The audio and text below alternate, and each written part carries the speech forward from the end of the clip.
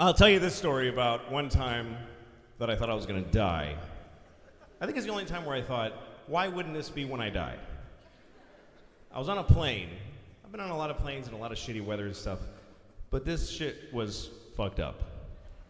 I was in Indianapolis on a plane waiting to take off, and we're sitting there, and the pilot comes on, and he says, "Hi, folks, the fuel gauge is broken, so we're waiting for maintenance." So we wait about 20 minutes. Then he comes back on, "Folks, the fuel gauge is still broken, but we're going to go anyway. We know how much fuel we have, and we feel confident it'll be okay, so we're going to go." And I'm thinking, okay, well, he's a pilot. I'm sure he's going by some manual that says, you know, if the fuel gauge breaks, call maintenance. If they're not there in 20 minutes, fuck it. Fuel gauges are overrated. Just go. You're fine. Just top it off and remember what happened. So then we still don't take off. And a guy comes back on. "Folks, we have another problem. LaGuardia Airport in New York won't give us clearance to take off because the weather's been bad there intermittently. So we're going to wait for that." So we wait 20 minutes. Then he comes back on. "Folks, LaGuardia still hasn't given us clearance, but we're going to go anyway. We're looking at the radar. We think the weather will be fine. So what we're going to do is say that our destination is Philadelphia. We'll get clearance to go there. Halfway to Philadelphia, we'll switch course to LaGuardia Airport. We'll be there in a few minutes." I swear to God he said this. First of all, I'm pretty sure you're supposed to be honest with the dude in the tower. Like, does the dude in the tower have to go, "Really? You're going to come on? Tell me where you're going." And why is he telling us this shit? Am I going to have to corroborate this lie if we get pulled over by the sky police at some point in the flight? "Oh, no, we're totally going to Philly. I got a brother there, and we got a thing in Philly." But I'm still fine with it because we're travelers on the plane. Yeah, I got a thing. Fuck it. I'm immortal. Just go, please. Yes. Go into marginal weather with shoddy equipment secretly. I totally support this plan.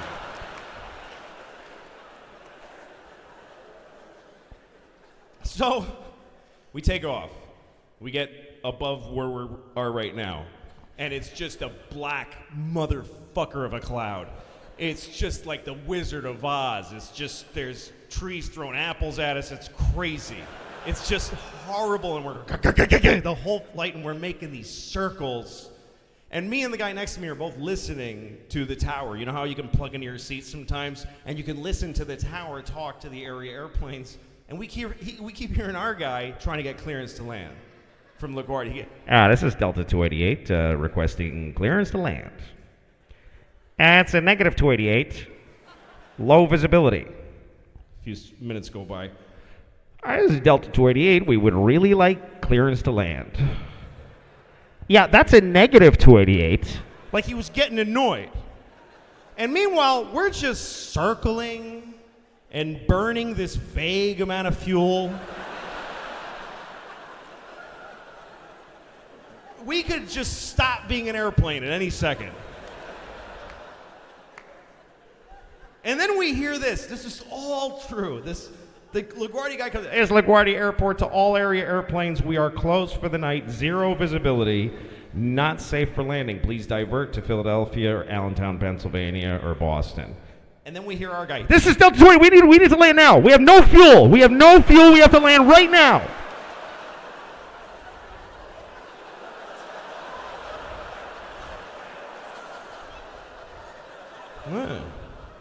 Interesting. Then there's a pause, and then we hear this. "Well, then clear to land, then 280. That's how he said it. Like, dude, no one can see, okay? But just, I guess all the dumb decisions you made today have made this a good one. Just take a shot. I'm going home. Just fucking turn the lights off after you crash. I don't give a shit, frankly. By the way, you're not supposed to be here, you fucking liar. You said you were going to Philly.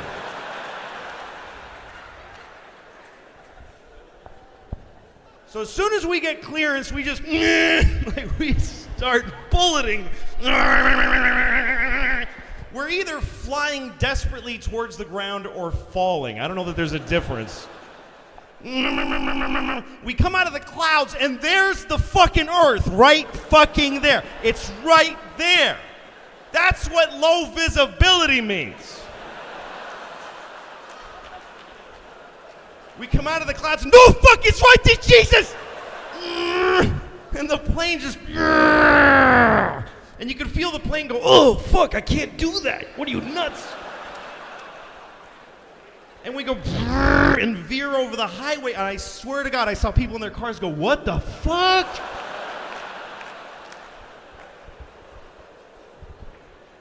And we hit the runway like sideways, like poof. And the pilot comes back on, all true, I swear to God, he's totally out of breath. He's like,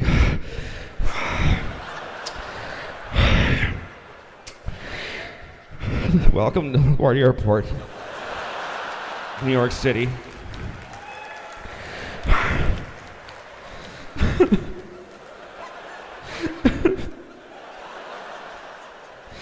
You may turn on your cell phones now, and you may call your loved ones. He said that. He said you may call your loved ones. And everybody on the plane was crying and rocking back and forth, just sobbing, calling their husbands and their wives. I'm divorced. What am I going to... Hi, remember you hate me? Well, I almost died.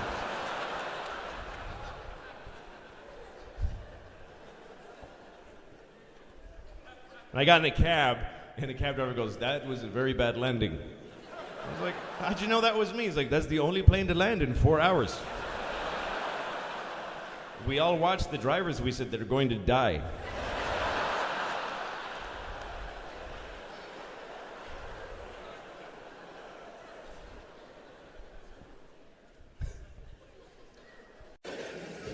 I love America. I love it here. It's not what it used to be. It's kind of a, you know, me and my wife and my kids, we live in upstate New York, and it's one of these areas where we're in a suburb of Walmart, basically, you know. It's just Walmart and Walgreens and Rent-A-Center. Do you know what Rent-A-Center is? Do you know what goes on in a Rent-A-Center? People go to Rent-A-Center to rent like a chair. Or a couch.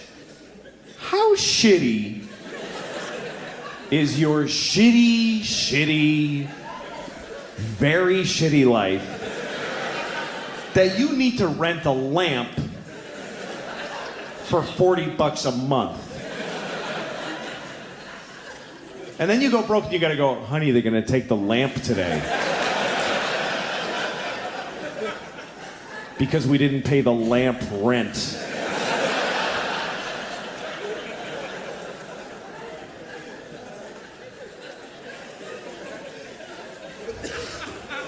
So I go to Walgreens. I just kept going. And Walgreens is depressing because it's a drugstore, but they sell whatever. I go in there, they're selling sweatpants. Right when you walk in, a big rack of sweatpants. It's a drugstore, but they're like, somebody brought them sweatpants, they said, fuck it, they'll buy them, but just put them out, it's fine. Right next to the sweatpants, vodka. Big plastic squirt top jugs of shit vodka. How depressing is that? Sweatpants and vodka. That's a whole identity right there. You could buy those two things and just go be that guy in the parking lot of the Walgreens. You know that dude in the sweatpants and no shirt just laying there? His belly's the color of the pavement. He's like a chameleon. He's been sleeping there so long. You know those bums that smell amazing? Like you kind of can't help fantasizing about really smelling them on purpose. I don't know if you do that, but when you smell a bum and you're like, what if I just really dug in there on purpose and wow, like did he change me or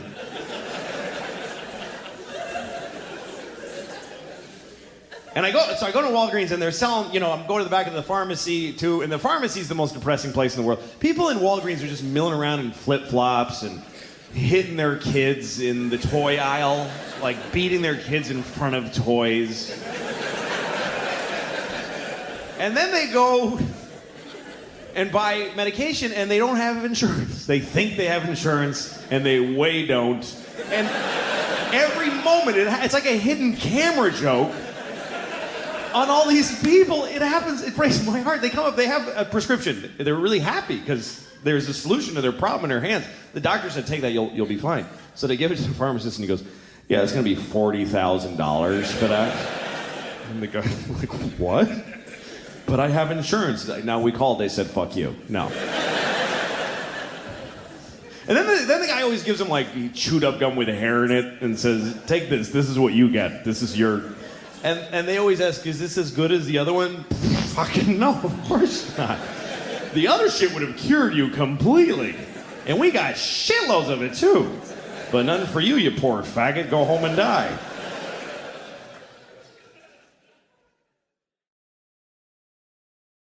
My daughter, my little one, she's a great kid. She tap dances. She likes tap dancing. We figured we should have her start tap dancing because by the time she grows up, it'll be the 1930s again. And she'll have this thing she can do that nobody enjoys watching. You know what the audience is for tap dancing? The parents of tap dancing children. That's who's watching it. They do a big show at the end of the tap dancing school semester, and all the kids get up there and they dance, the whole school. They get up there in groups of threes. There's about 6,000 kids. And they do about 20 minutes each. So the show's about 7 months long. And everybody dies at the end. But you go because you want to see your kid tap dance. Who wouldn't want to see that? Watching your child tap dance is an amazing event because this was a baby. She was a baby once. She was just like this. That's it. And now she's going like this.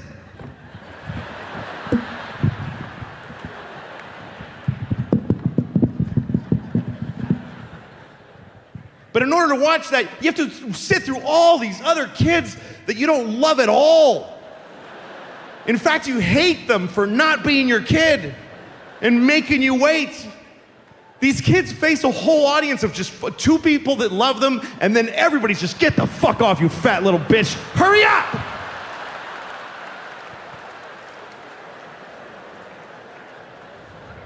And there's grown-ups. There's adults that take classes at the school, and they get up there and they tap dance. But get off, get off! Nobody's here to see you. You're 52, your parents are dead. Get off the stage. Nobody came to see you. Nobody came from work. Nobody came from work. Nobody who you approached. Hey, so I'm taking tap dancing lessons lately. Yeah? Yeah, I really like it. Okay, it's great. Yeah, so anyway, we're doing a show at my school on Saturday. Do you want to go to it? Seriously, can you give me tickets? I'm dying to see that. Really? How long you been? 3 months? Fuck, I can't wait. That's my favorite thing that'll ever happen to me. I take my daughter every Thursday to the tap school. I take her in there, put her in the tap shoes. She goes in the tap room. I sit in the waiting room. And I wait there because it's only 40 minutes. It's not enough time for me to go anywhere. So I just sit there and I listen through the wall. And then she comes out, I'm tired, I don't want to do this anymore. Good, don't, I don't want to bring you. I don't care if you do it, quit now. I don't push my kids with the activities. I don't get that, because you got to do the shit too. I don't care what she does. Daddy, I'm tired of soccer. Soccer is out of our lives forever. With those words from thine mouth. Don't do anything, honey. I don't care. Don't go to school. I don't want to get up at 7. You don't need it. I have money. Just stay home and eat the food in the house. Just stay home and eat. You and your sister don't have kids, and then all three of us die. We're done. That's my goal. I just want to have enough money that we can lock the door and eat the food till we're all dead. Daddy, what are we doing today? Go to the food room and pick something out. Go back to bed. It's all that's required of you. I had to talk to my kids about death recently because our dog died. So I had to tell them, it's a sad thing when your dog dies and you got to tell the kids. I mean, you got to tell them. You got to tell them at some point. You can't just keep going. Wait, there he goes. What? Wait. Oh, he was right here. Where'd he go? That little scamp. He's a quick one. Go after him. There he goes. It's a sad thing when you got to tell your kids that the dog is dead, but I had to tell them. And you know what? I was proud of them. I was proud of them how they owned their feelings about it. They cried. They talked about the dog. And I thought, you know what? This was a positive thing. That's how you start thinking as a parent. It's sad that your dog died, but it was an opportunity. You get to talk about death with the kids. It's like a dry run for grandma. It is. It is, and it's a positive thing. And if you're a parent, you have to view it that way. It's a good thing. Your dog dies, you get to deal with death with your kids. And then whatever, like a few months later, you're like, so you know all that stuff we talked about? About the dog? Yeah, so grandma now.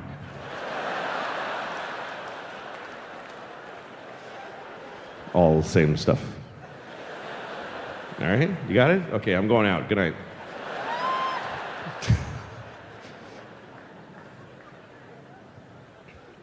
I had a dog when I was a kid. My dog hated me. It was one of the saddest things about my life. I wanted a dog so badly. I was about 10 years old, and I begged my mother for a dog. And she didn't want to give me one because I was a messy, shitty little kid. She said, if we get a dog, it's going to be disgusting in here, because it's already disgusting because you're a smelly, disgusting little boy. She didn't say all that. But that's how she looked at me my whole childhood. So one day my mother finally said to me, I'm gonna deal with you. She said, you can get a dog if you keep your room clean for 1 month. And I was like, hallelujah, I'm getting a dog. I told everybody at school, I'm getting a dog, because I knew I was gonna get a dog, because all I had to do was clean my room for 1 month. So I cleaned my room, I kept it clean for about 2 weeks, and then it just went to shit. It was disgusting. There was just shit smeared on the walls. It was gross. Then I tried again, 3-4 days maybe, fucking horrible again. And I remember thinking, I'm 10 years old and I already know my life is gonna be horrible because I can't do a thing to get a thing. I should kill myself right now. And finally my mom was like, well, get a dog. Jesus, you're bumming everybody out. So she got us a dog, and the dog hated me. And it hurt because I took care of the dog. I was very kind to the dog, but he hated me, so he must have just hated who I am inside. And you could tell how he felt because he was a very expressive dog. He was a terrier, he had eyebrows. He had a very expressive face.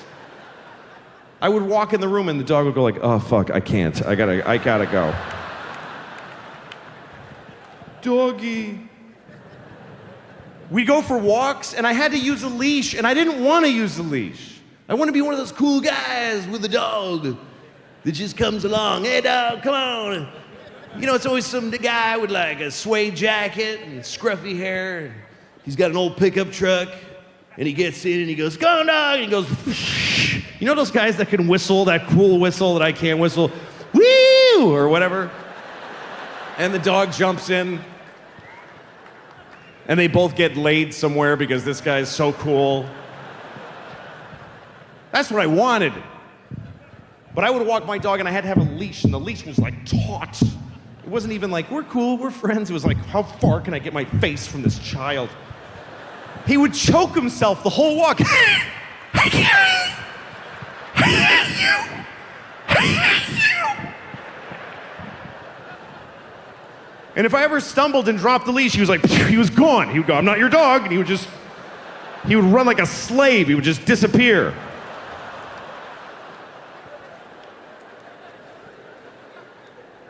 That's how we ran. It's an apt description. I'm just being Accurate. He didn't run like a deer. This is how deers run. My dog ran like this.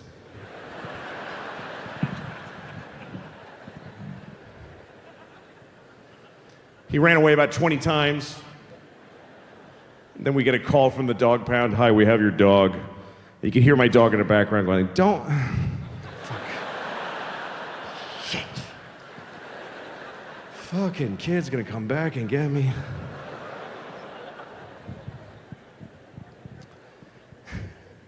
Must be awful to be other kinds of stuff.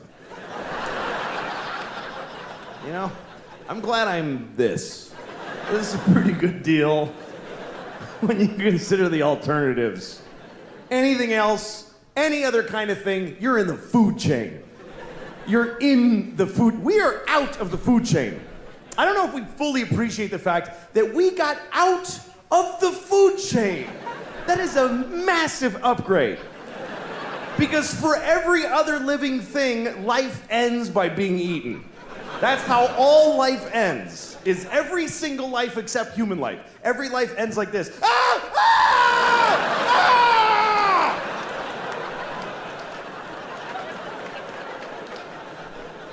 We're the only ones that get to just die old in a bed. Just, I love you. Bye.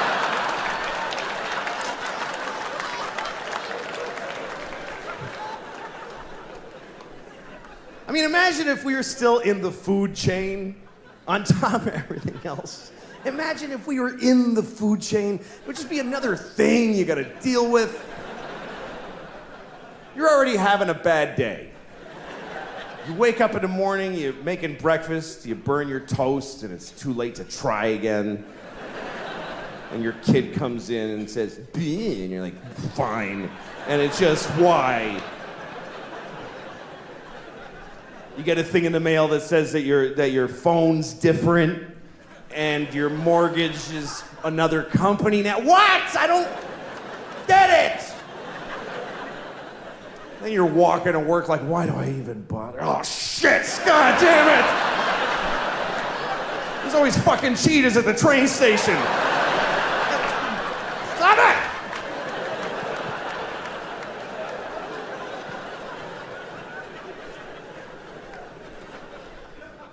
Do you think that sharks would be embarrassed if they knew that we could all see their fins sticking out of the top of the water? I think they'd be bummed, because I don't think sharks are aware of that at all. I think sharks think they're slick. They swim around like, hey, nobody has any idea what's down here. And we're all up here like, there's totally a shark right there.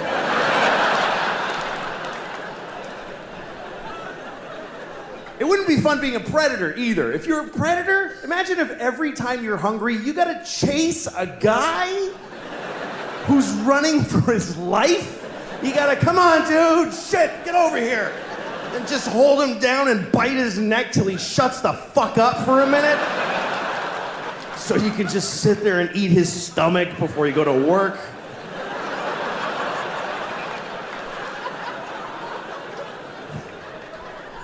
That would really suck. That's why animals just, they go, let's do this together, man. You chase the parents away, I'm gonna eat the kid, and you circle back. That's why they do it like that. Fuck it, I'm eating babies. This is bullshit.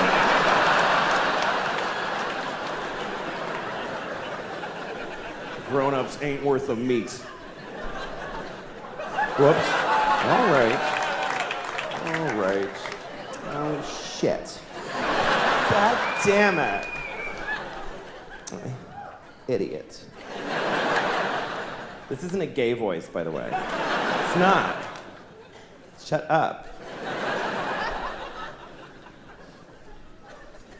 Yeah. I love traveling and seeing all the different parts of the country. I live in New York. I live in a... there's no value to your doing that at all. I live in New York.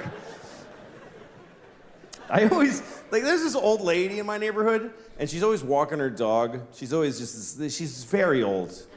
She just stands there just being old. And the dog just fights gravity every day. Just the two of them. It's really... The dog's got a cloudy eye, and she's got a cloudy eye, and they just stand there looking at the street in 2 dimensions together, and she's always wearing like this sweater dress. I guess it was a sweater when she was like 5'10", but now it's just like this sweater, and her legs are a nightmare.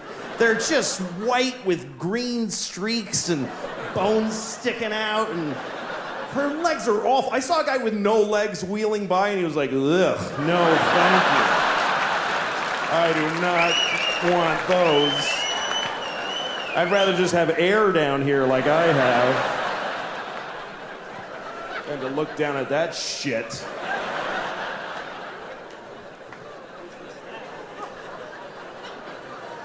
I see these two all the time. And I always look at them and I always think, God, I hope she dies first. I do! I hope she dies first for her sake. Because I don't want her to lose the dog. I don't think she'll be able to handle it. If the old lady dies first, I'm not worried about the dog. Because the dog doesn't even know about the old lady. This dog is aware of 3 inches around his head. He's living in 2-second increments. The second he's in and the one he just left is all he knows about. But if he dies, this lady, she's gonna be destroyed because this dog is all she has. And I know he's all she has because she has him. If she had one person in her life, she would not keep this piece of shit little dog. Even if just some young woman in her building one morning were to say, "Good morning, Gladys," she'd be like, "Oh, good," and just flush him down the toilet. Just,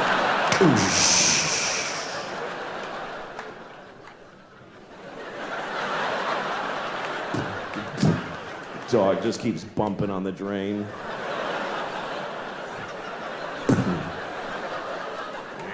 She gives up. Ends up just shitting on her dog for the rest of her life.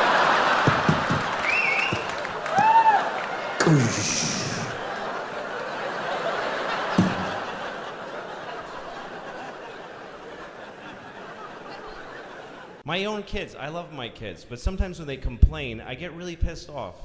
My kids complain, I'm like, you know what, I love you, honey, but fuck you a little bit, because you have an amazing life. I gave my daughter Benadryl the other day because she had a rash, and it was bubblegum flavored. And she's like, ew, fuck you, ew, what are you, nuts? It's medicine! Most kids don't have medicine. When they get sick, they die on a rock with a bear eating them. Oh, he's got a sniffle, ring the bear bell and put him outside. Ew. You're fucking a white girl eating bubblegum medicine, wearing clothes made by children your age professionally.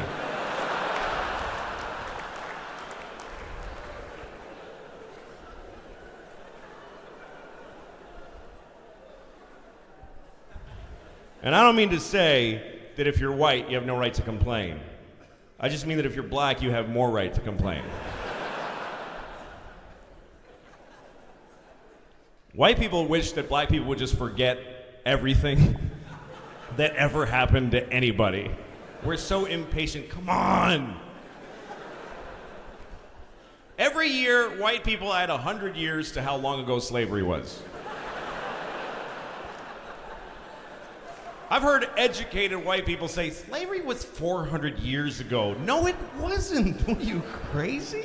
It was 130 years ago. And it's not like it ended and then everything has been amazing for black people. Slavery, and then it just ended like a clean shit where you don't have to wipe. Just a perfect ending, and then it's just been parades and blowjobs and presents for every black person every second since slavery ended. If you meet a black person with gray hair, they remember a time where they legally weren't allowed to use certain water fountains, so give them a second. And by the way, white people, we have the same thing, you know? We have things that happen to us that we're still coping with, like when they took our slaves away. That was really hard for us because we really really liked having slaves, and now we're sad. So, pretty much unbalanced.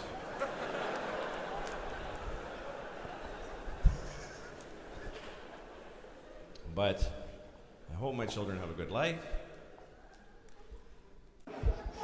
Anyway.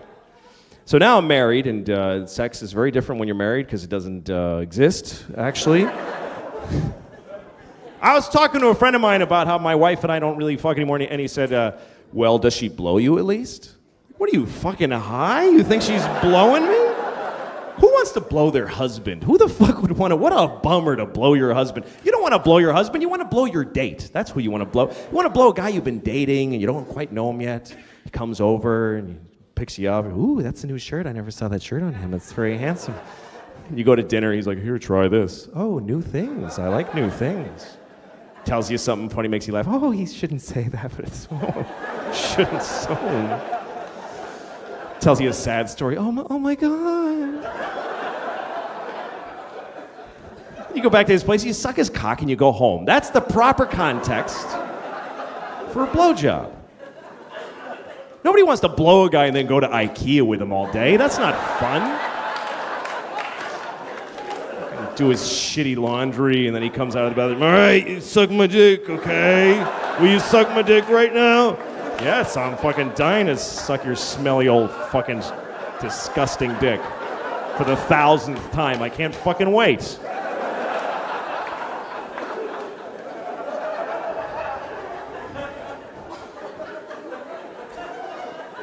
My wife gave me a hand job the other day, and I got to tell you that I think that hand job was probably the saddest thing that ever happened in America. It really was the saddest fucking thing, that hand job was so tragic. There should be like a monument to that hand job with a reflecting pool where you just sit and think, God, that was fucking sad, and you... a little thing where you put rocks on it and think about it, and you know... Here's what happened. I'm going to tell you about this hand job. My wife and I were home in the middle of the day. The baby was asleep on our bed. The 4-year-old is wherever the fuck she goes all day. And my wife and I are sitting on the couch, just sitting there, just fucking married on the couch, you know, just...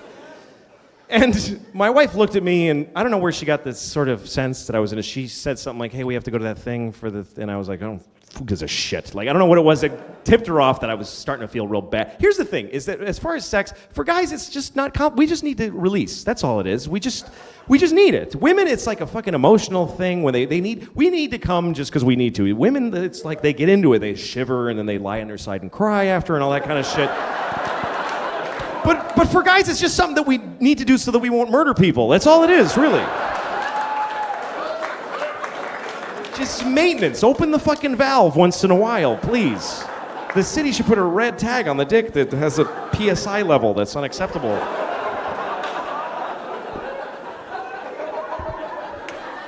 And my wife always waits till it's fucking till it's critical. She lets it go so long until finally we're sitting on the couch and she looks at me and like, okay, we're gonna all be in the paper tomorrow if I don't fucking do something.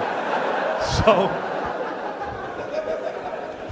she doesn't want to fuck me, she doesn't want to blow me, so she looks at me and she goes, well, would you like a hand job? And I'm like, yeah, that sounds awesome.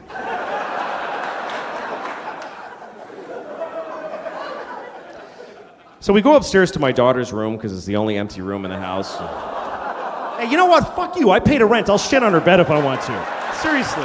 Let me have a fucking hand job in my house. It's all I get. It's not me. She won't jerk me off in the living room because there's too much nice shit I'm not allowed to come on. That's the whole thing. I don't even get to enjoy my orgasm because the second I'm coming, she's pointing my dick away from stuff. Ew, oh, careful. She points it into my belly button, like, make it go back in there. Can it go back in?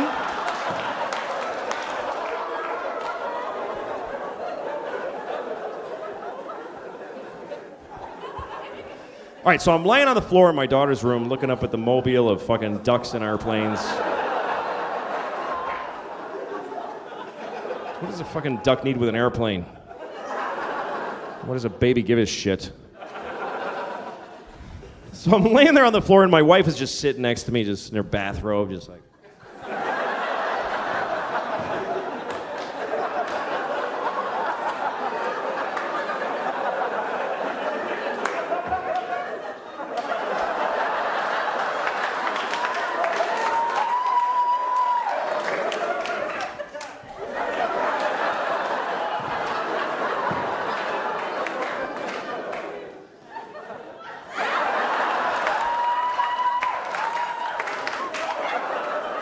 And weirdly, I'm not getting off on this.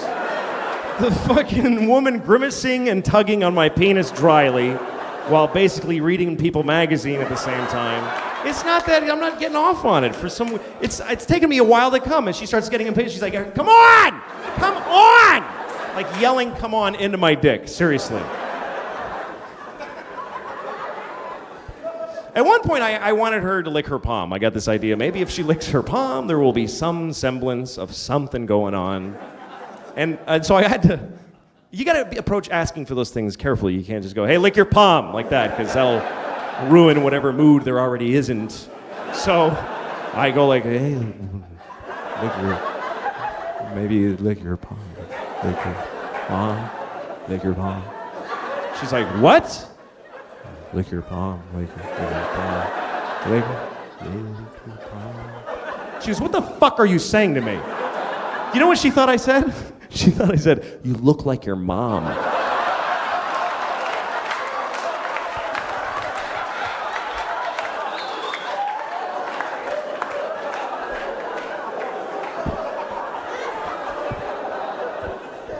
So now I gotta get that out of my head. I'm trying to fucking like close my eyes and fantasize that she gives a shit. Nothing's working. And finally she goes, "Hey, I'm getting really tired." So you know what I did? I finally just took her hand in my hand and I just jerked myself off with her hand. She's like, "Oh, thank you. That's much easier that way." That has to be the lowest form of sex that's even fucking possible. To just be jerking myself off with my tired wife's hand.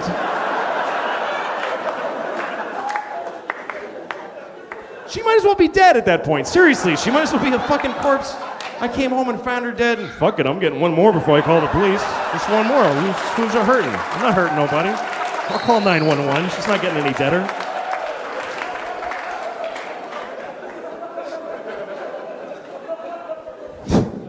Cops find DNA on her wrist. She gave him a hand job and then died of shame, I think. I don't know what happened.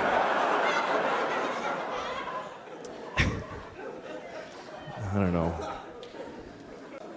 I have this friend, he has a phone that can IM, he can instant message, and so now I really want him to die because I'm sick of getting these fucking messages from him on his phone. I'm in a shoe store. That's the whole message. We're not secret agents. I don't need to know where you are.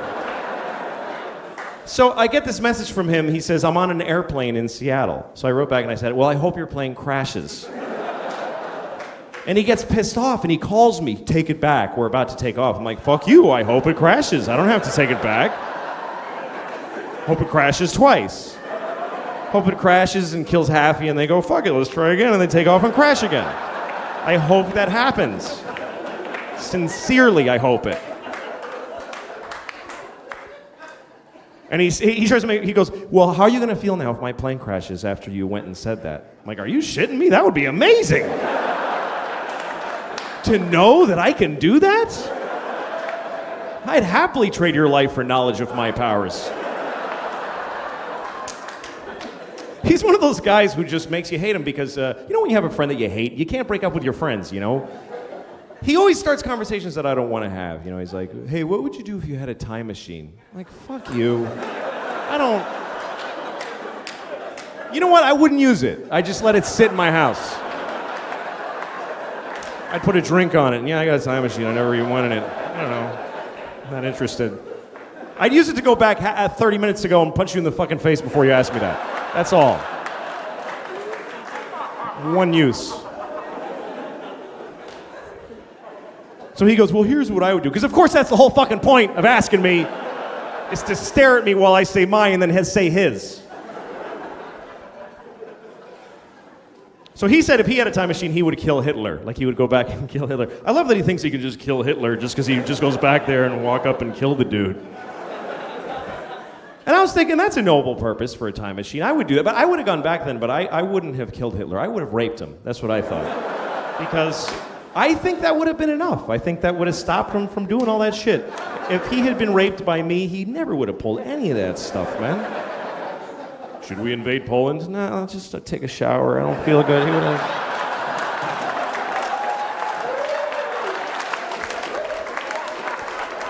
Low self-esteem and, you know... I'm not condoning rape, obviously. You should never rape anyone. Unless you have a reason, like you want to fuck somebody and they won't let you, in which case, what other option do you have? How else are you supposed to have an orgasm in their body if you don't rape them? I mean, what the fuck?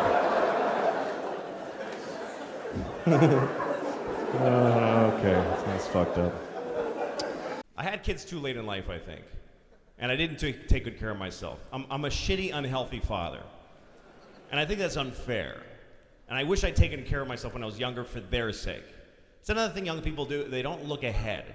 They don't think about the future. There's a view of the future that changes as you grow up. Like 20-year-olds have no idea what's going to happen to them. They're mystified by 30. What's it going to be like when I'm 30? Maybe I'll be a space person helper.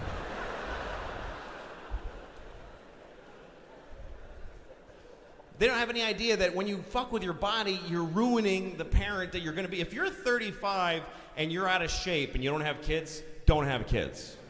Because it's not fair to them. My kids deserve a 25-year-old father with a kid on his shoulders going, whoa! Whoa, I'm going to get you! I'm going to get you! I'm so not that guy. I'm not even the cool salt and pepper dude throwing the football through the tire on the Viagra commercial. I'm not even that guy. You know. Because I didn't take care of myself. Young people are arrogant. They're like, fuck it, man. Woo! Who gives a shit? Who wants to live forever anyway? Woo! And they think they're gonna die. That's how dumb they are. Get fucked up, and they think they're just gonna explode like just a nebula of excess, just a beautiful, they're gonna turn 50 and then just, oh my God, he did just what he wanted the whole time! But you don't die, you idiot. You just have a long, shitty second half. You get to like 38 and you're like, ugh, I'm uncomfortable a lot of the time.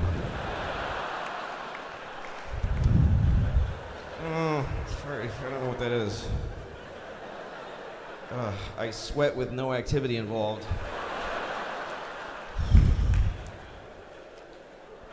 I mean, when I walk in the city in the summer, I have to touch a building when I'm walking. Like,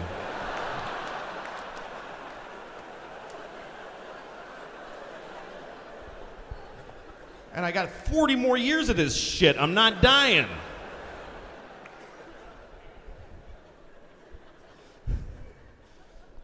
Most of the abuse I've done to my body has been the way that I eat.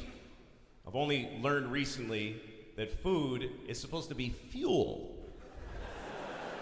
that enables you to do things. Food, you're supposed to eat like a little piece of salmon and a berry and go, whoa, shit, look at this. Wow. Food is not supposed to be a disgusting, debilitating vice. You're not supposed to have to cancel shit because of what you ate.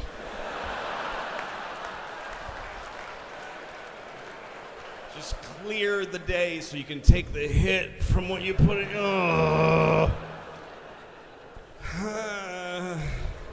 That's all Americans. We're uncomfortably full all the time.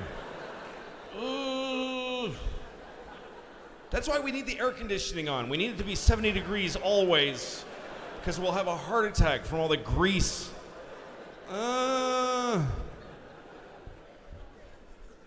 Do you know that it costs 10 times the fuel to air condition our homes than it does to heat them? Did you know that? 10 times the fuel, just for comfort. How shocking is that? Especially because it's not true. I made it up, but it's fun to... Fuck it, it's true. Who cares? Just Go home and Google it. I'll get home before you and put it in the internet and it'll come up. But we eat too much as a nation. You ever go into like a real American restaurant like Applebee's and everybody's just in pain at their tables, just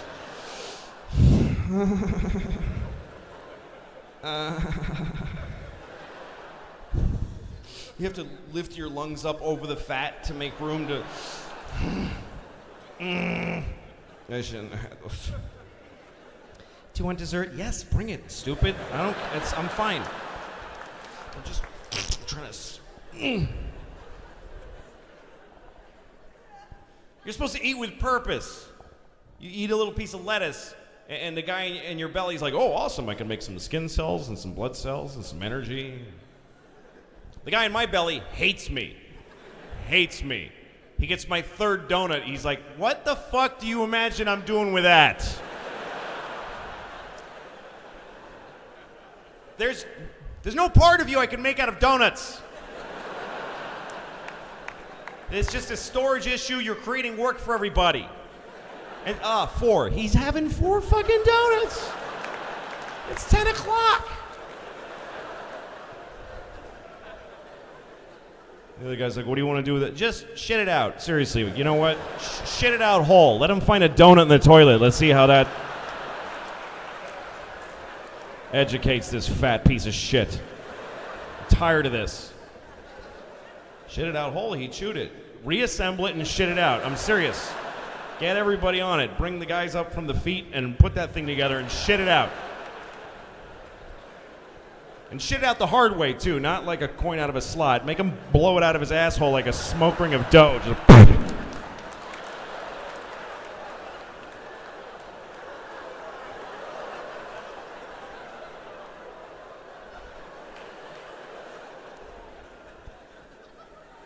I just shit a coconut donut. It's perfect.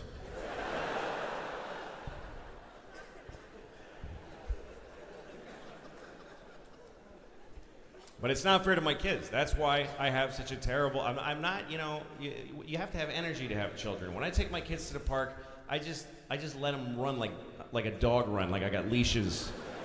Just go. Daddy, chase us. It's not gonna happen. I'm not chasing you. Just grow up sad. Sorry, it's how it works. If somebody grabs you, I'll chase them. That's the only way. I have to be motivated by something other than your joy. That's not enough.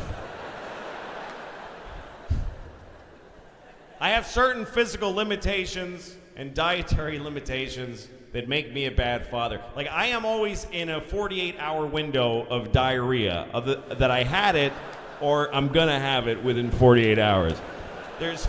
I'm always between 2 diarrheas that are moving along the timeline of my life.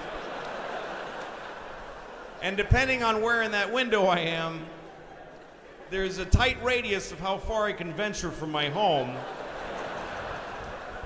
Otherwise, I'm having diarrhea in a public restroom with my children standing there watching me because I can't leave them out there alone. Daddy, you want to go to the aquarium, honey? This is what happens, okay?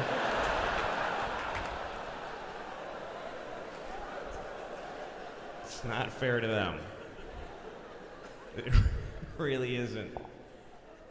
And when you're not in good shape, you're less patient of a person. It's really the kids that do you in. As a man, we have 2 kids. That's fucking stupid. Don't do that because you just. Mainly what it does to a marriage, it just changes the way that you think about your spouse. Because when you're married, when you first get married, you have a relationship that's so important to you, and you're working on it together. But then you have a kid, and you look at your kid and you go, "Holy shit, this is my child. She has my DNA. She has my name. I would die for her." And you look at your spouse and you go, "Who the fuck are you? You're a stranger. Why do I take shit from you?" But it's the kids that make it very hard. We have 2. We have a baby, and I don't really know the baby, to tell you the truth, because she hasn't said anything, so I don't really know her.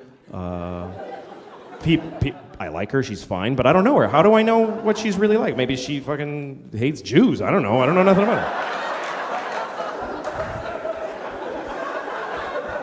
People ask about her all the time. They're like, "Hey, what's your baby like?" She's a fucking baby. What do you want to... You ever seen a baby? That's exactly what my baby's like. But what's going on with your baby? Jesus. She got fired from Target, and she's getting an abortion. It's been a tough year, but otherwise, you know...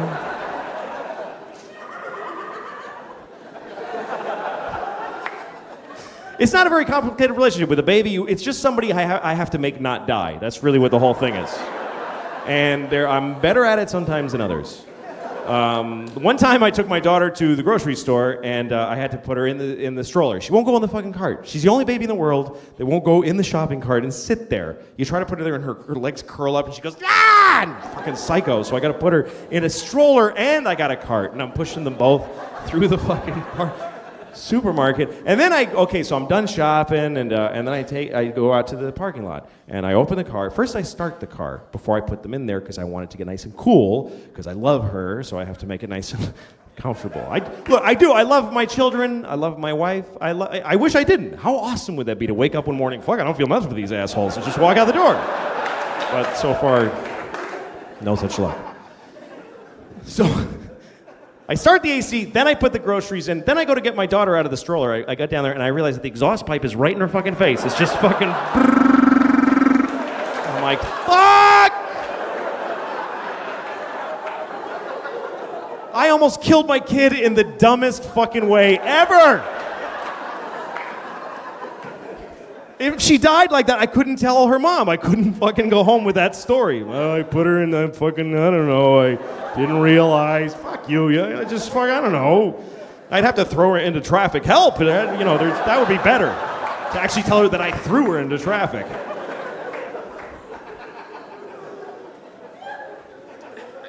The other kid we have is, she's a girl and she's 4, and she's also a fucking asshole. It's true, man. I'm serious. I say that with no remorse. Fucking asshole. She's a douchebag. She is.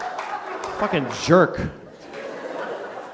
The other day, I'm like, put your shoes on. We're trying to leave. Put your shoes on, please. Put your shoes on. Put your shoes on. How many times can you say that to somebody before you just want to kick them right in the fucking face? Seriously, if you're with a group of people that are trying to go somewhere and you can't go because a member of your party just refuses to put their shoes on, that person is a fucking asshole, okay? You don't do that to people. Imagine being with a group, hey, we can't go. Why? Because fucking Bill won't put his shoes on, he just won't put them on. Fuck, Bill, what's your problem? I don't want to put them on. Fuck you! Fucking kids suck, seriously. The other day, I walk in the kitchen, she's talking to my wife. She says, Mama, I saw a doggy today. And I was like, really? Where did you see a doggy? And she's like, I'm telling Mama, not you. I'm like, hey, fuck you. I'm just asking to be nice anyway. What, you think I actually give a shit about the dog you saw? Like that was gonna be an awesome story that you saw a fucking dog. Who gives a shit? I got better stories than you. I have an interesting life. I'm on fucking television. I won an Emmy. You don't ask me what fucking happened to me today, you little bitch.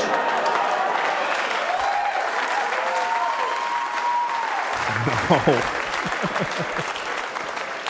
I didn't say that to her, obviously. But that's the thing. Nobody ever calls her on her bullshit.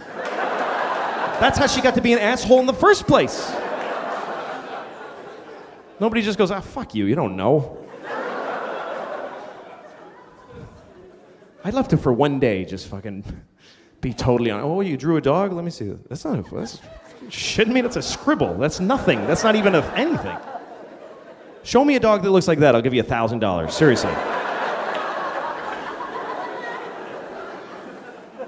God, fucking. Oh, the other day I was just dreaming about just fucking kicking her, like kicking her out a window. Just fucking. I would never fucking hurt her, but I wanna. I do. One time my daughter had a black eye because she walked into a door because she's stupid. And she had a little black eye. And I took her to ice cream. We went to an ice cream place. And everybody in the ice cream place is like, give me a dirty look. And I realized they think I hit her.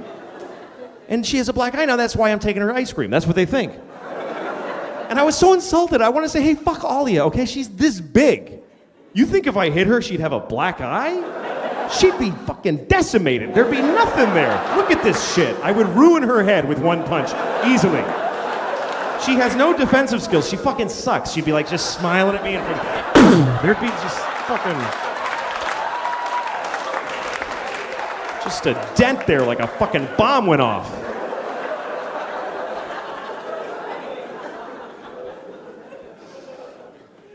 I don't know. I love my daughter, but people really don't get what it's like with a kid full time. When, you know, we parents make you love our kids because we dress them up and take them out. Look at it, and everybody goes, "Oh, nice." But you don't know what she's like when she comes home. The dress comes off. She fucking rubs her ass in mud. She's fucking gross.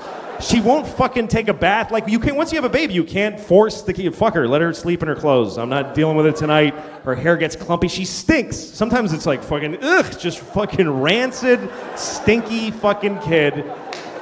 She fucking, in front of people, she like scratches her asshole in front of people. Like fucking deep asshole scratching in the fucking panties. And then she smells her finger. That's the kind of person I'm talking about. She's disgusting.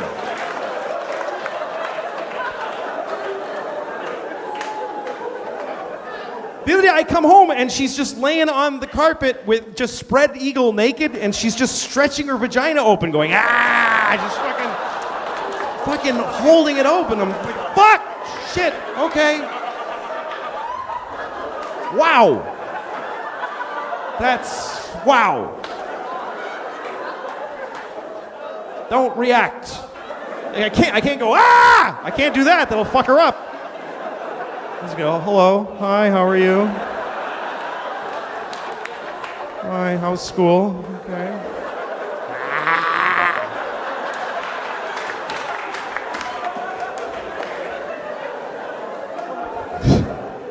I don't know what the fuck to do about it either. Because she does it all the time and I don't want to stop her because you know what? She's happy. That's the happiest I've ever seen any person in my entire life. That's a fucking human being at their happiest, just, that's what we all wish we could do. We should all be doing that, but we gotta fucking stop it though, because she'll be fucking homeless if she doesn't cut this shit.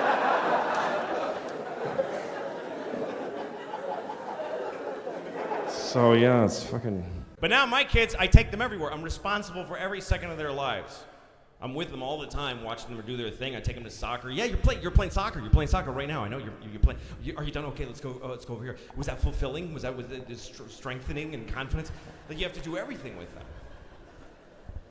And I have two kids, a 5-year-old and an 8-year-old, and when it's just the three of us, it can be challenging because they're very disparate skill levels. The 8-year-old is blossoming. She can do all kinds of stuff. The 5-year-old is not good at anything. I mean, she's 5. She's appropriately shitty at everything for a 5-year-old. But what that means is that when we go out together, we have to choose shit that she can do. We're all brought down to her level. We're like 3 5-year-olds of different sizes, just doing boring 5-year-old shit. It's limiting. Hey, let's go for a bike ride. I'm never very confident in my bicycle. Oh, fine. Let's just sit here and look at each other then. Is that? Jesus. We went swimming once, the three of us, and it was torture because the 8-year-old is amazing. She's swimming and she's in the deep end. And she's swimming alone. She's lonely. She's, Daddy, please swim with me. I'm like, I can't because this one won't. We're in the shallow end. And she won't let go. She's like, I'm going to drown. Just, it's to your tits. Just please fucking stand there. It's nothing. It's too deep. What, really? What? Like, I would just go, haha, you're dying now. That's funny to me. Like, really? If I wanted to kill you, I'd wait till you're sleeping and do this for 4 minutes. That's all it would take. You should thank me every morning you wake up alive. That's how easy it is to kill you. So why would I take you to a fucking swimming pool in the afternoon to murder you? It's just hard because that one kid, she's nothing. Please, I wish I could. I wish I could say, you know what? Can you get out of the pool so I can go be with my friend who I have shit in common with? Do you have to ruin every day of our fucking lives? No, that kid was a bad idea. I'm serious. And I love her. I love her. But I wish she was never born. That's just, this is... Any honest parent will tell you that they live with that ambivalence. And it's torture. You look at your beautiful child's face and you have two feelings at the exact same time. I love my daughter in a profound way. I cry at the drop of a hat when I think about her. This kid has made me love her so much that it's made me more able to love other people. I can love people that are dead that I didn't love properly. Her love for me makes my love transcend time and travel through space. This kid is amazing. You cut a tomato on a plate and she smiles like you just fucking adopted her from Zimbabwe or something. She's an amazing creature of pure beauty and love, and I regret every single thing that led to her birth. That's how you feel. Because it's fucking hard. If you're really putting the time in as a parent, there's no parent that's really raising their kids who hasn't given the finger to the back of their head at least 3 times by the time they're young. That means you're really doing the work. If you haven't done that, you have nannies and shit. You're not a dad or a mom. Good night, sweetie. Okay.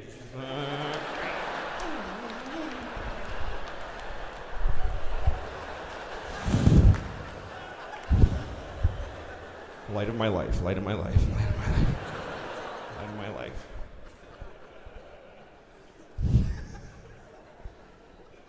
I think that, I think one of the advantages to having kids is that they just cheer you on. Like, I have eaten shitty my whole life, and my kids just think it's hilarious. They don't care. They're like, Daddy ate 40 cookies! They just think it's the funniest fucking thing.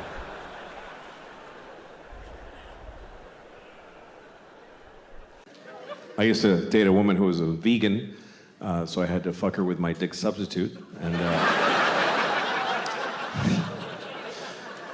remember when meeting a vegan was weird? Remember when that was like a strange thing? Like, oh, what is that? Like, you probably met your first vegan in the 90s. You had like a dinner party, and somebody brought a vegan. And they said, just so you know, I'm a vegan. And you're like, I'm sorry, you're a vegetarian? And they're like, no. All right, what is the thing? And they tell you all the, okay, yeah, I have no food for you. You can eat a napkin and shit paper, I don't care. But then you met another vegan, and you're like, oh, okay. And then now they're everywhere. Now, who cares? There's several vegans in restaurants and whatever. It's kind of like gay people, sort of a similar trajectory of growth and acceptance in the culture, you know? Gay people and vegans have a lot in common. Like, they both have to tell their families at Thanksgiving. That's when they have to tell them. And Dad gets angry. Your mother worked all night cooking that turkey, and you're telling me you're a fucking faggot? You know, it's drama. But those are the old days. Things are better now. I think it's pretty amazing when you think about it. The people used to say that being gay was wrong. Pretty recently, folks used to, like most people used to say that being gay was wrong. Of course, it's not wrong to be gay. I mean, it's pretty gay, but it's not wrong. But that's what people used to say. And now nobody says that. And I think that's a positive change. I think that's a good thing. Although I do wonder if there are gay people who miss when it was wrong. Maybe there's a few who miss when it was, because wasn't it a little more fun when it was like, this is fucking crazy? Like, didn't that give it a little zhuzh, a little, I could lose my job, oh fuck. Because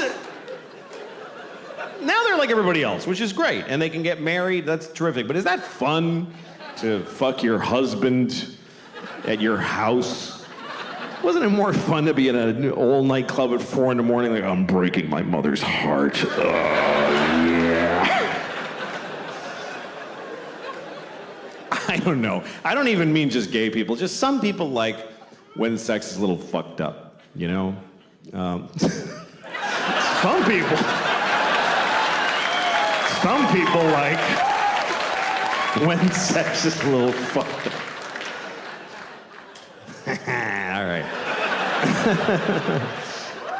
No. All right, you want to talk about it? Should we talk about it? Yeah, all right. I don't mind talking about it. Okay.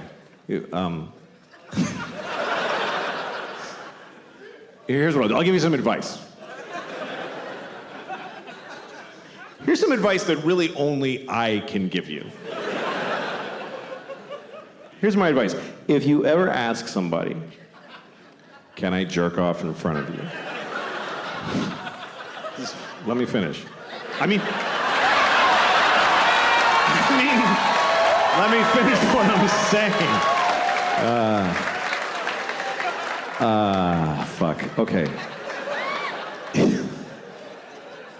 If you ever ask somebody, may I jerk off in front of you?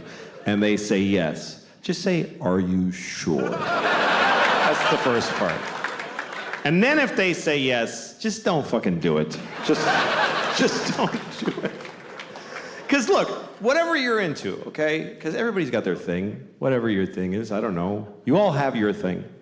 I don't know what your thing is. You're so fucking lucky that I don't know what your thing is. Do you understand how lucky you are that people don't know your fucking thing? Because everybody knows my thing. Everybody knows my fucking thing now.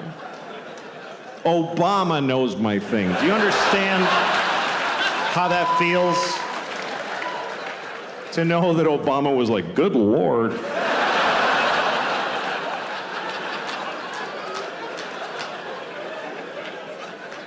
Everybody in the world knows my thing. I got on an airplane in Italy. This little kid was like, Mama, that's the guy who jack off in front of the people.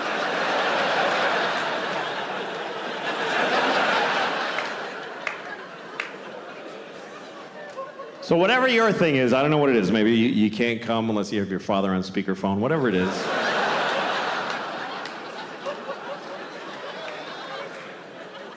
If you want to do it with somebody else, you need to ask first. But if they say yes, you still don't get to just go, woo, and charge ahead. You got to check in often. I guess that's what I would say. Check in. Because it's not always clear how people feel. Like, men are taught to make sure the woman is okay. But the thing is, women know how to seem okay when they're not okay.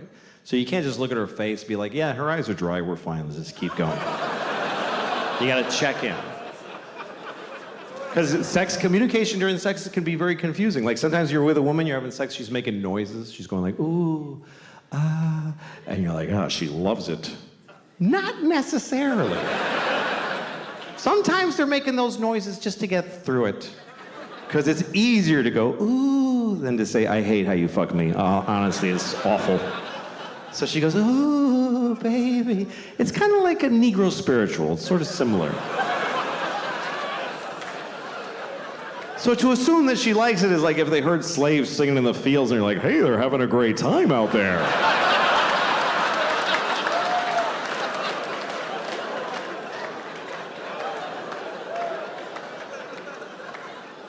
As far as my thing, I don't know what the fuck. People are like, why do you want to do it anyway? Okay, I don't know. I like jerking off. I don't like being alone. That's all I can tell you. I get lonely. Where is everyone? It's just sad. I like company. I like to share. I'm good at it, too. If you're good at juggling, you wouldn't do it alone in the dark. You would gather folks and amaze them.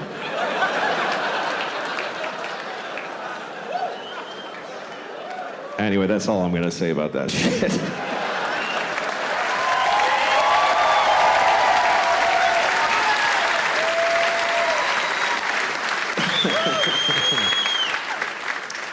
Well, people complicate this life shit.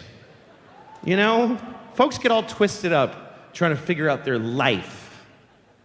I don't know what to do with my life. You know?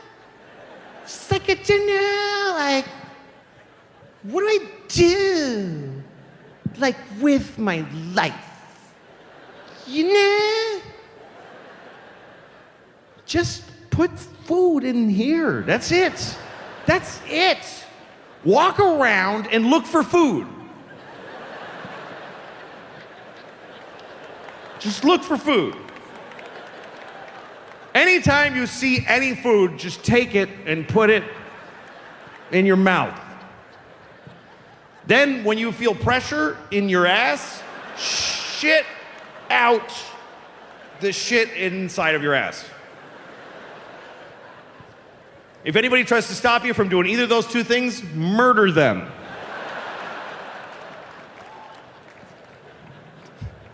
Do that until your body stops doing things. And then you're dead. I wonder how long I'm going to live. Sometimes I wonder, like, how old am I going to get? You never get to find out. You never get to know how long you lived. Everybody else knows except for you. Because you never get to say, okay, I'm dead, so 85. You don't get to have that thought. You never get to think, that's it, I'm done. You get to think, this is your last thought. You get to think, this is probably it. That's everybody's last thought. This totally feels like this is it right here. Most people get to be 80. That's the average lifespan of an American. But we've got medical technology and research that we're putting in to make it go longer. We would like to live longer, wouldn't we? We'd like to live to 85. 5 more years. Wouldn't that be great? Well, let's be clear what you're getting there, though. You're getting 5 more years of life at the end. They go at the end. They don't shove over the old years and stick 5 cool new young years in the middle. You don't get new. Now I get to be 28, 29, and also 20 fligitus and plenty shitting. No. You get to be almost dead for 5 more years. You get to be like, uncomfortably old. That kind of old where you don't even have a wallet anymore.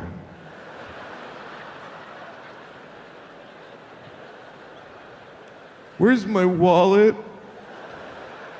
Well, where are you going? What are you talking about? We threw your wallet away years ago. What, you gotta go to the diarrhea store? You got plenty of free diarrhea here.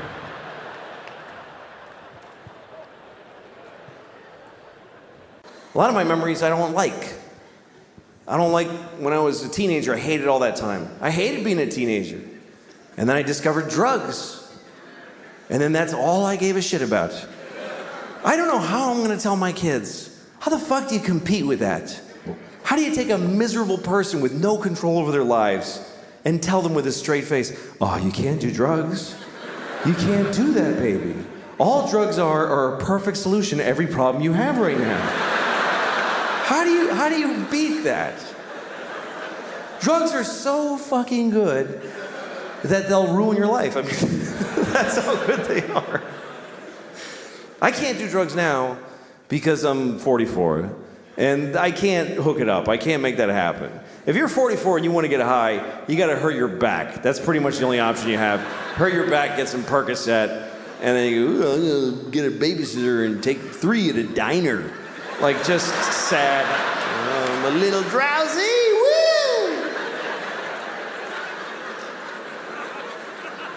I never really could have like I wish I was a drunk. Like that, I love romantically the idea of being a real drunk in my bathrobe all day.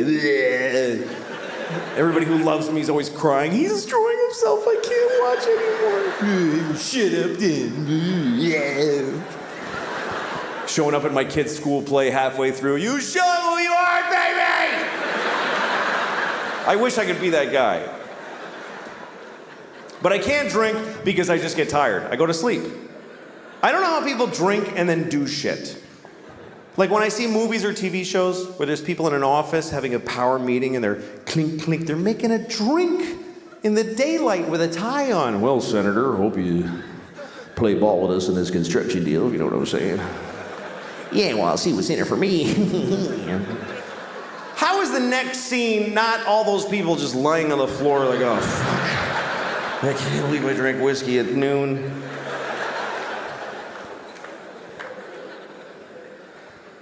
I can't smoke pot because it's the same thing. I'm too old for it. Sometimes young people come up to me after shows. Hey, do you want to smoke some pot? I'm like, can I get my portion to smoke without you alone later? Because I don't want to stand in a parking lot with some 20-year-olds. Last time I got high, I was in Kansas City, and I got high because I was in Kansas City, and it was shitty. So after the show, these kids that worked at the club, they're like, you want to smoke some pot? And I'm like, yes. So I'm standing in a parking lot with these kids, like 20 years old, and we're smoking a joint. And I'm taking huge hits, because I had no idea. I didn't know they'd been working on this shit like it's the cure for cancer. I didn't understand the fucking technology that's gone into making pot so powerful. Because when I was a kid, you could just smoke a joint for a while. Now you take 2 hits and you go insane. It's not doable anymore. And I was taking big hits, like big 1970s jean jacket, Bad Company hits. Here come the jesters, 1, 2, 3. It's all part of my fantasy. And I'm like, yeah. And even the kid with the wooden hole of no ear, the absence of flesh in his ear with wood, I don't know what that is. Even he was like, "That you should be careful, that's a lot of pot. That's very strong marijuana." Yeah, I'm fine. Running with the devil! Just fucking, and in about 10 seconds, everything just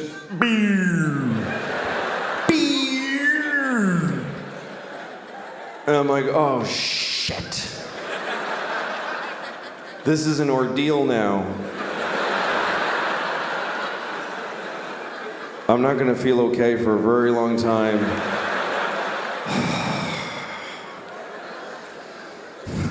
And everybody's just standing around and talking, and I'm hoping, like I'm really hoping that I look like this.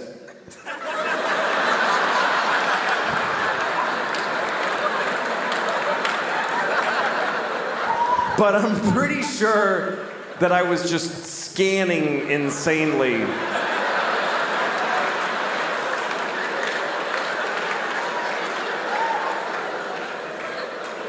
I was actually counting, like, look at her for 5, 4, 3, 2, 1. Switch to him. 5, 4, 3, 2. Randomize. Don't go in the same direction. 5, 4, 3. Nod your head. That looks like you're listening if you nod your head. Ha ha ha. And at one point I realized I need to get out of here because the air is hitting my arm weirdly and they can tell. They totally know that I'm not handling the way air is touching my arm right now. Why am I doing that with my hand? That's weird to do that with your hand. Nobody stands like this. Nobody stands like this. Just fucking, no, that's weird too. That's crazy. Just, shit. I gotta go. But I didn't know how to leave because I had this dilemma. We're all standing in a perfect circle facing each other. And I thought it's gonna be insane if I just turn I'm one person with my back now. Do I just back away like this and hope that they fill in?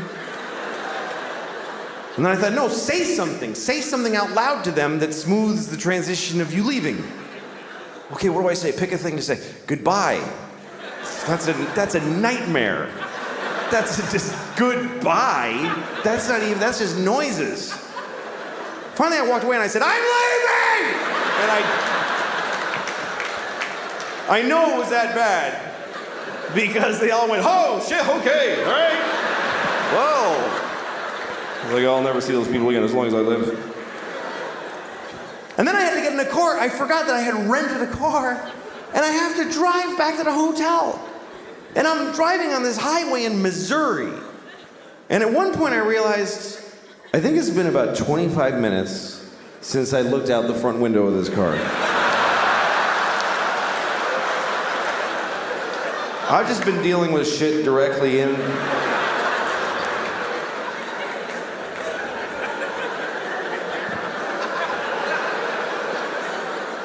Oh, shit. There's a whole spectrum of responsibility out here. I'm supposed to take part in this. And then at one point, I remember I was at a drive-thru, and I was terrified because there's a lady sticking her head out a window, and she's mad. She's going, sir, sir. And I just kept saying, I don't know. I had the window closed. I had no fucking idea. What part of the transaction am I? Did I pay yet? Have I ordered? Have I been sitting here for 40 minutes just eating at the window and I ate the paper and everything? Sir! And I just went, I don't want it! And I just fucking bolted.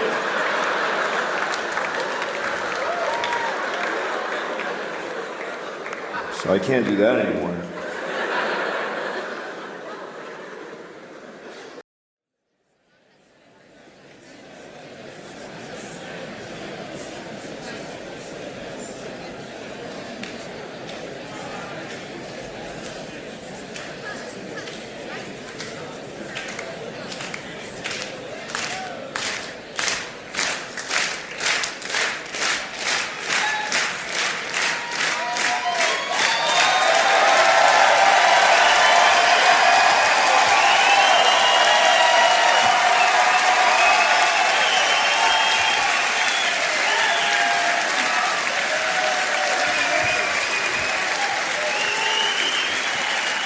Hello. All right. Thank you. All right, faggot, how you doing? Sorry. I called him a faggot. I miss that word, you know.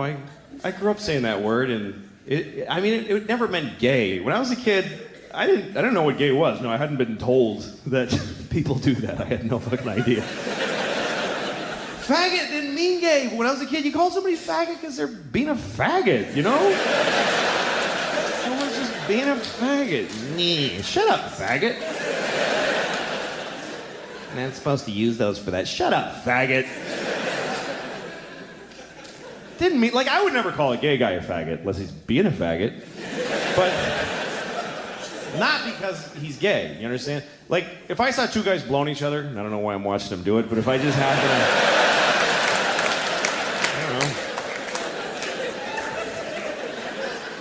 I stumbled upon a couple of fellas blowing one another on their respective penisia.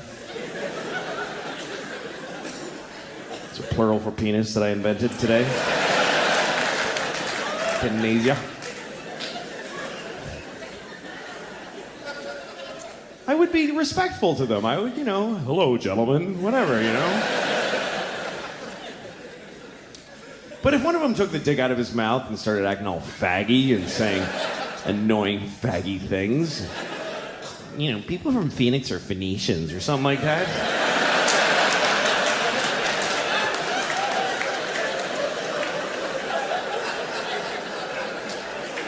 I'd be like, hey, shut up, faggot. Faggot! Quit being a faggot and suck that dick. That's what I would say to him.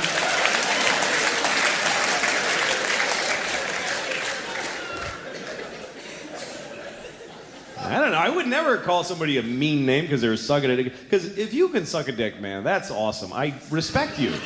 Because I can't do it. I can't do it. I mean, I haven't tried and failed.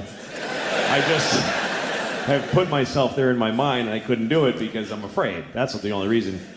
But that's why if you can suck a dick, I think there's a strength in being able to do that. I believe that. I don't believe that blowing somebody comes easily to anybody. Even if it's something that you generally do, every new dick must take something out of you. There must be something you gotta do to get yourself ready, Okay, here we go.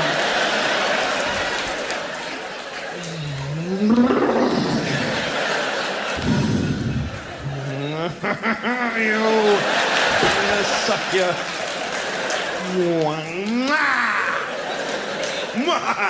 Okay. Here we go!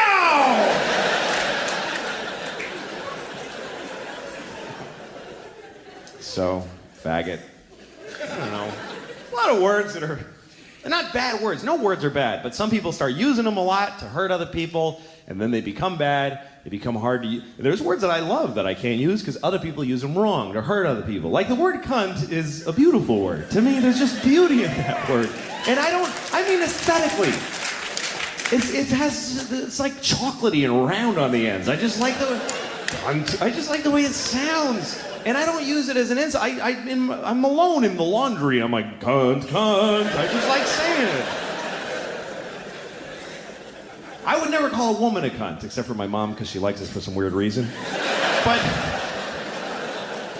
it's a very misused word. It's supposed to mean vagina, which I don't think works at all. Because vaginas are so sweet. They're little pretty things with little flower petally lips and... I hear a piccolo in my head every time I see a vagina.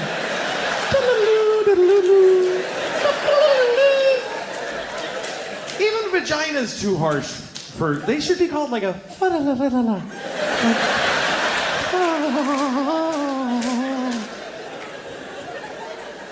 There should be a butterfly fluttering around every vagina all the time. Just all the time. A little butterfly.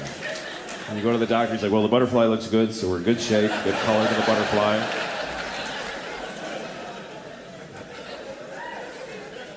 How do you look at something that pretty and say, that's a cunt? That doesn't fit at all. Maybe if it was a giant vagina and it was attacking a town and throwing buses around and knocking over telephone poles. Then you can say, somebody shoot that cunt with a bazooka. He's gonna step on the candy store. So, faggot, cunt. Everybody has different words that offend them, different things that they hear that they get offended by. To me, the thing that offends me the most is every time that I hear the N-word. Not nigger, by the way. I mean the N-word. Literally, whenever a white lady on CNN with nice hair says the N-word, that's just white people getting away with saying nigger. That's all that is. They found a way to say nigger. N-word. It's bullshit, because when you say the N-word, you put the word nigger in the listener's head. That's what saying a word is. You say the N-word and I go, oh, she means nigger. You're making me say it in my head. Why don't you fucking say it instead and take responsibility for the shitty words you want to say? Just say it. Don't hide behind the first letter like a faggot. Just say nigger, you stupid cunt.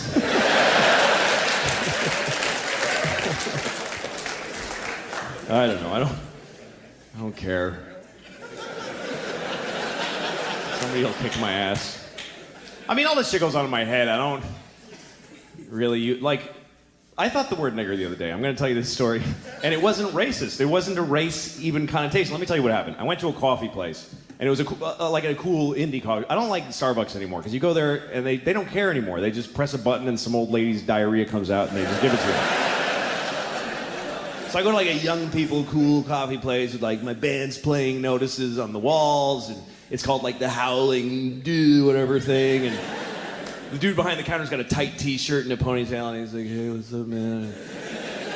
And I was like, hey, can I get a cappuccino? And he's like, yeah, right on, totally. Like, he's amazed that he could help me. Like, oh yeah, I got all this stuff right here. That's awesome.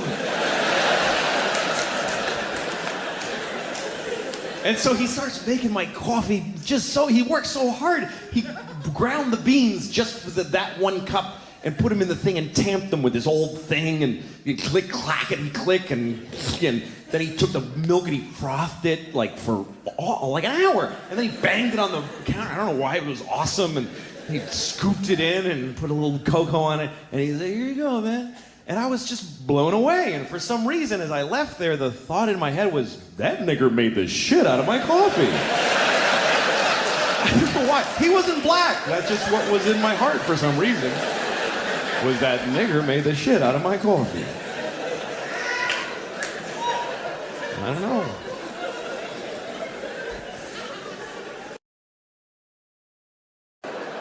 Here's the thing. Men, our biggest fear in life is that we're going to get caught being a kid fucker. That's every guy's biggest fear.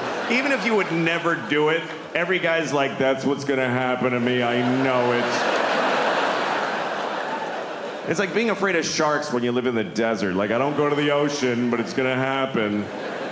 Because it's a fear not based in its likelihood, but in how horrible it would be if it happened. Because when they catch a pedophile, holy fuck.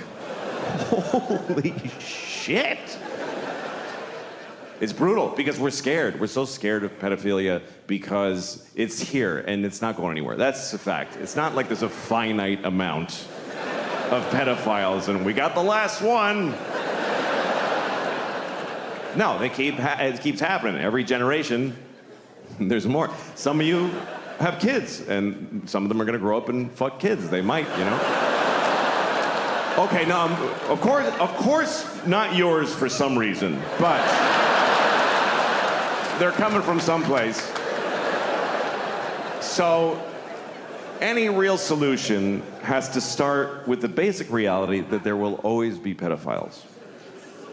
Not a great thought. I understand it's not uplifting. You wouldn't put that on a fridge magnet. Or on your screensaver at the office. There will always be pedophiles. Hey, where's Jim? He's not at his desk.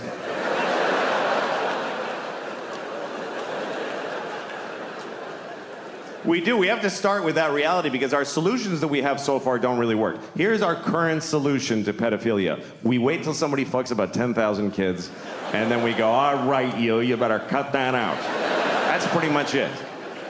There's no measures for preventing it. None. We have no policy to prevent we're not even just like a street sign. There's a street sign for everything. No hunting, no spitting, no skateboarding. I've never seen a don't fuck a child sign in the world. I've been all over the world. Not even just like a picture of a guy fucking a kid with a line through it. So that it transcends language barriers. I mean, try it. You won't get most of them with the sign. But even if one out of 50 of them is like, oh shit, I'm sorry, I didn't know it was an issue. That's money well spent.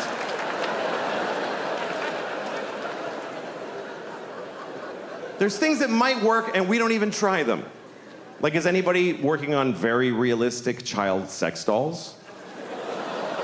Okay, then let them fuck your kids forever. If that's better, I'm so sorry for suggesting something that might actually work. Oh no. Let them fuck both my sons, but don't make a doll. That would be distasteful.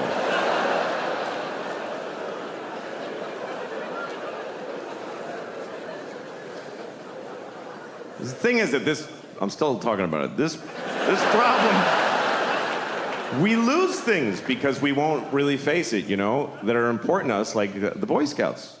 Boy Scouts, wonderful thing. Being sued out of existence because of all the kid fuckery that goes on.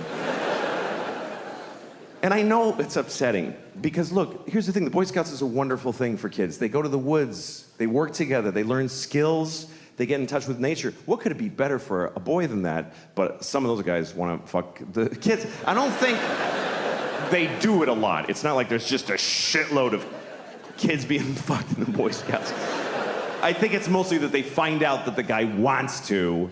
I don't actually know, though. I don't. Do you know why I don't know? Because I'm afraid to look it up. I'll go to prison for typing it into a Google. How do you solve a problem if you're afraid to fucking look it up? How many Boy Scouts get fucked on a... Oh, shit!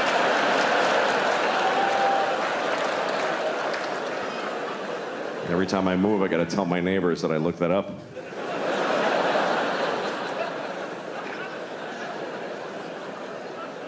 Here's what happens. Every few years, you find out there's some pedophile-type people in the Boy Scouts, and then they announce, we got them all.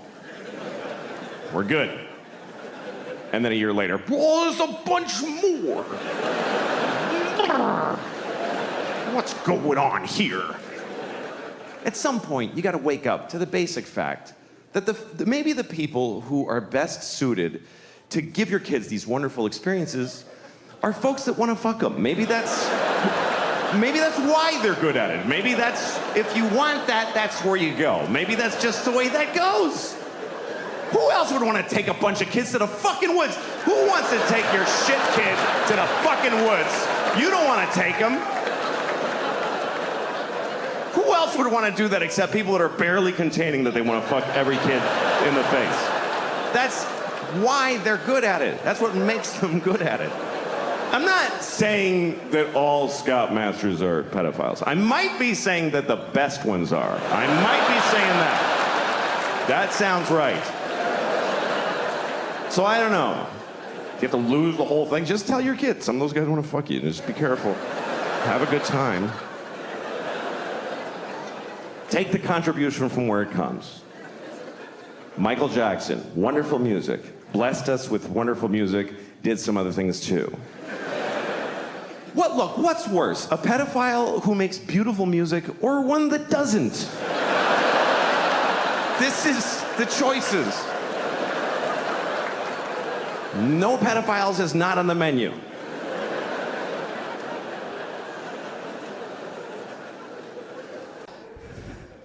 So, here's a weird thing that happened to me. I have this T-shirt and it says "Awesome Possum" on it, and it's got a picture of a possum. I know it's stupid, but a friend of mine gave it to me. Fuck you, I bought it. I thought it was cool. But I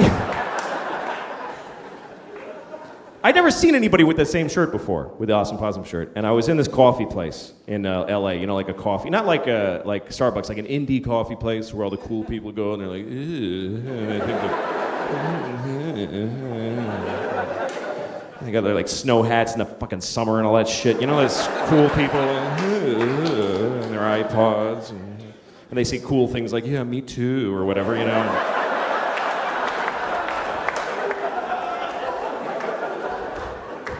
And I just stand in the doorway and fucking hate them. I don't know why I go to the place. I think it's because I hate them. I just hate, there's a certain part of the culture I just hate. Because I grew up in Boston, and in Boston people just beat the shit out of each other for no reason. They just beat the shit out of each other. But I kind of think you need that, you know, to keep quality control. Because in places where that doesn't happen, people are just too free and fucking, they're just a bummer, you know? Like, I was once on Venice Beach and I'm jogging, and there's this guy rollerblading towards me. And he's got rollerblades on and just a thong. Just a fucking thong that's just grabbing his dick and balls and just fighting with it, going, stay in there. And then he's just totally naked otherwise, and he's got this Kenny G hair, and he's just rollerblading like.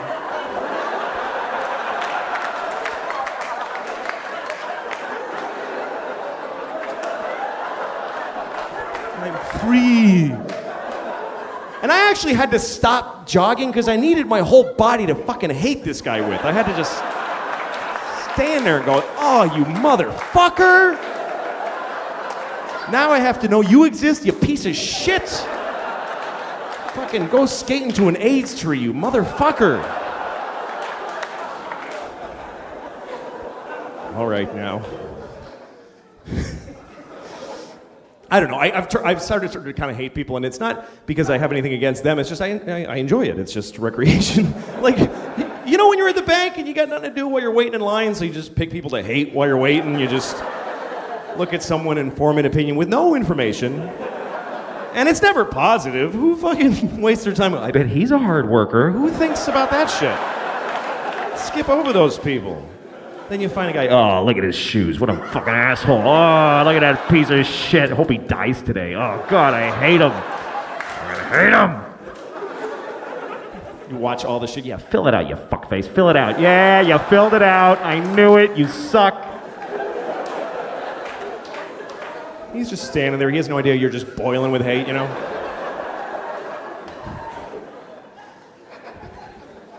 I feel people hating me sometimes, you know, like, I was at the post office and I'm at the line, you know, it's one of those things where there's a long line and one window open. So everyone's just like, everyone's mad. But when you're in the line, you're in the hate group. You get to be part of the group and you're all looking at each other going, like a silent movie of impatient people, you know.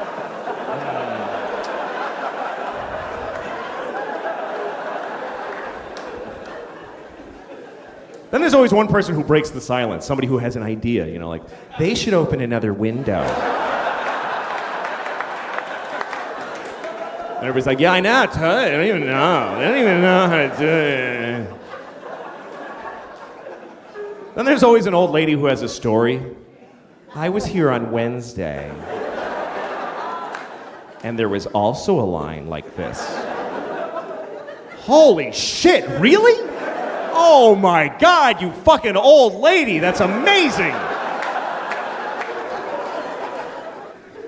Well, anyway, then it's your turn at the window, right? And now everybody's looking at you and you feel the scrutiny of how quickly you're mailing your shit. You start realizing how unimportant your package is and you feel like they can tell. Yeah, fuck, get out of there, you don't need to mail that right now. And it's like, if you do one little extra thing, like, do you have those stamps that have Jackie Robinson behind you? You're like, Jesus. Fucking dude. They put their shit down heavily like, fuck now, this motherfucker's gonna make me stand here while he buys fucking stamps at the post office? Are you shitting me?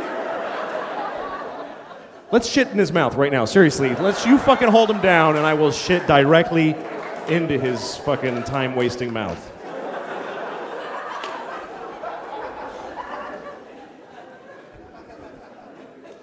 But anyway, yeah, so I was in the coffee place with the young people. And they're... And I'm standing in the doorway just fantasizing about walking around just hitting their cups to the floor like this, you know. Fucking bagel and coffee and bagel. And I see this guy, he's like 20 years old, and he has the awesome possum shirt, just like mine. So I went like this, I went like, hey, nice shirt. And he went, and he walked away like I'm a piece of shit. And I stood there and I was so mad, I just thought, fuck him, man. We have the same shirt. It's an unusual shirt. It's perfectly appropriate to fucking do this shit. Why does he have to make me feel like an old fag just because I want to make a connection with another human being?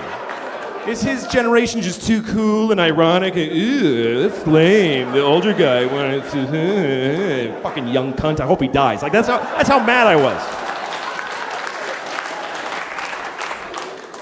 And as I'm standing there, like, in that anger, I look down and I realize I'm not wearing the shirt. I don't have the...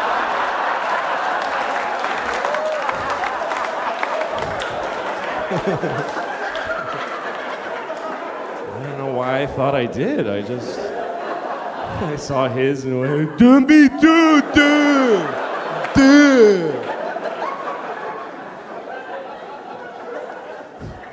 A friend of mine sent me a porn the other day.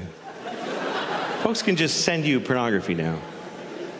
It was a porn, it was two old men. Like really old guys, really old. And they were sucking each other's cocks. Like really sucking each other's cocks.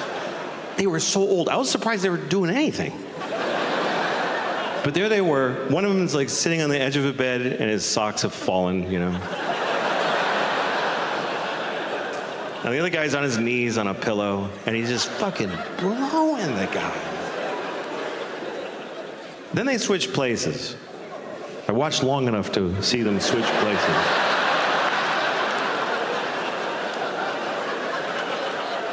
And when the second guy was done, I called my friend and said, why'd you send me this? He said, because it's amazing.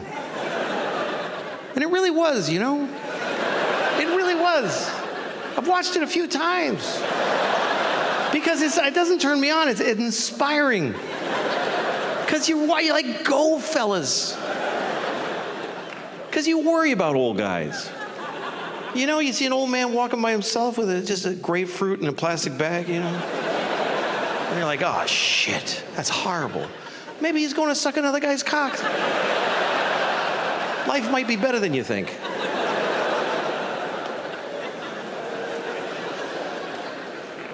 It's interesting because porn used to be like you go find your thing, you know? But now it's you go to a porn site, it's everybody's stuff. You can put in a search word to narrow it down, or you can look around. Find new things. I saw a fart porn one time. It was a fart porn. I never thought I'd be turned on by farts. I'm not interested in farts. Farts are okay. I'm farting right now. I've been farting this whole time.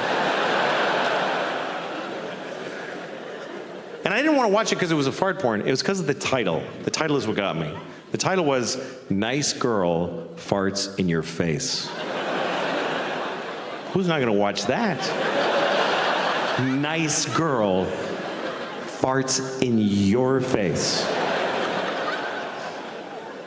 So I click on it. And there's this girl standing there. I'm like, she is nice. She's totally nice. Just a nice girl standing there. Pink sweater with little blue buttons on it. And she's looking in the camera and she says, hi, I'm so glad to see you.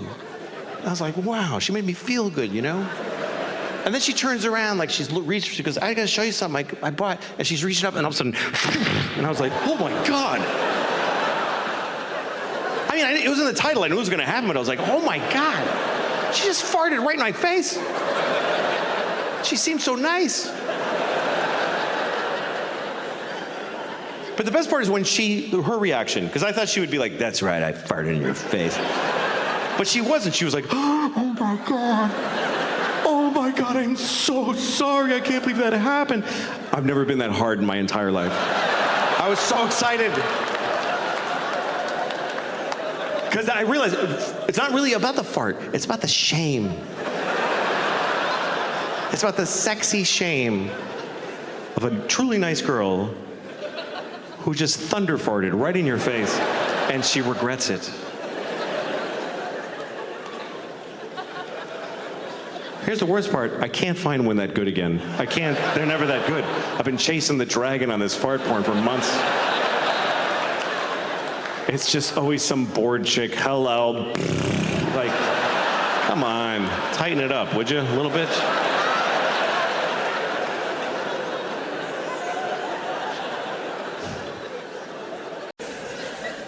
I don't care. I'm all sweaty. I don't feel good. I ate too much and masturbated too recently. You know, that kind of... You know, it's bad to like jerk off and run out the door because you run into somebody, oh, she knows, like you gotta take some time alone to get to process the shame. And I can't stop eating. Today, I weighed myself today. I don't know why. I'm not using the information. It's not guiding my behavior. Why am I bothering to find out exactly how much of a piece of shit I am? I weighed myself, and I usually hover around 230, 240 today. 240. I weigh 240 pounds, which is not, no, it's not okay. Because there's no way, like, you know when you go to a doctor, they give you like a formula for how much your weight, like a rule of thumb. I'm pretty sure it's not your age plus 200 pounds. That doesn't seem like... Like, I was watching a boxing match today, and both guys, they weighed 110 pounds each. So, both of those guys still need a fat baby and a dead dog to make me.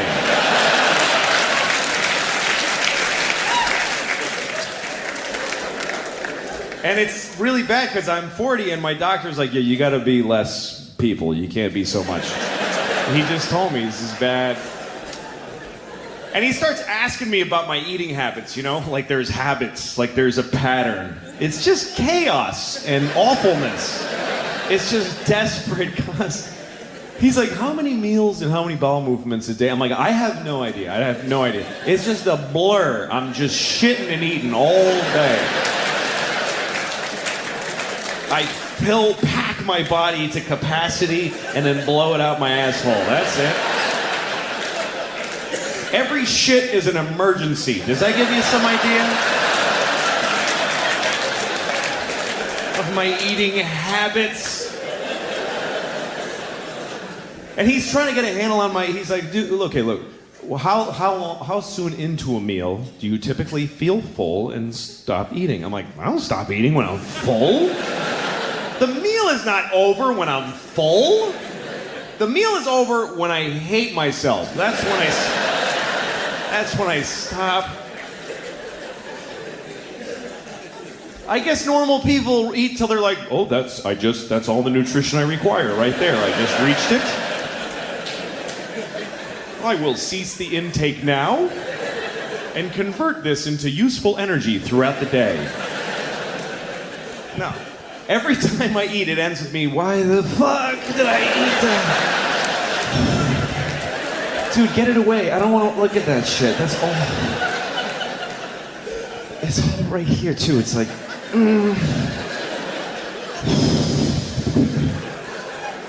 I got syrup in my veins, like for blood. I got syrup. It's gonna be bad later. The worst part of my day, worst part of every day of my life, is when I have to put on my socks. Putting on my socks is the worst part of every day. And it always will be. Even if I have a terrible day in the future where my grandmother is murdered by my other grandmother.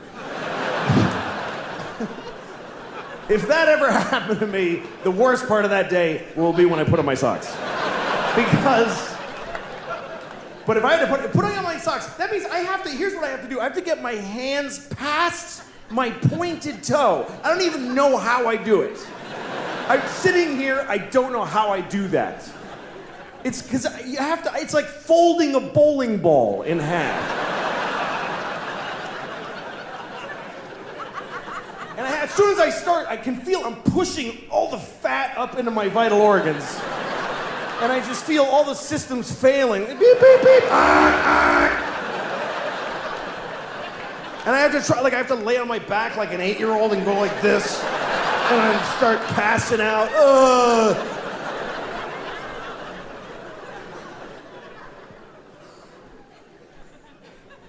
And I know other people's lives are hard.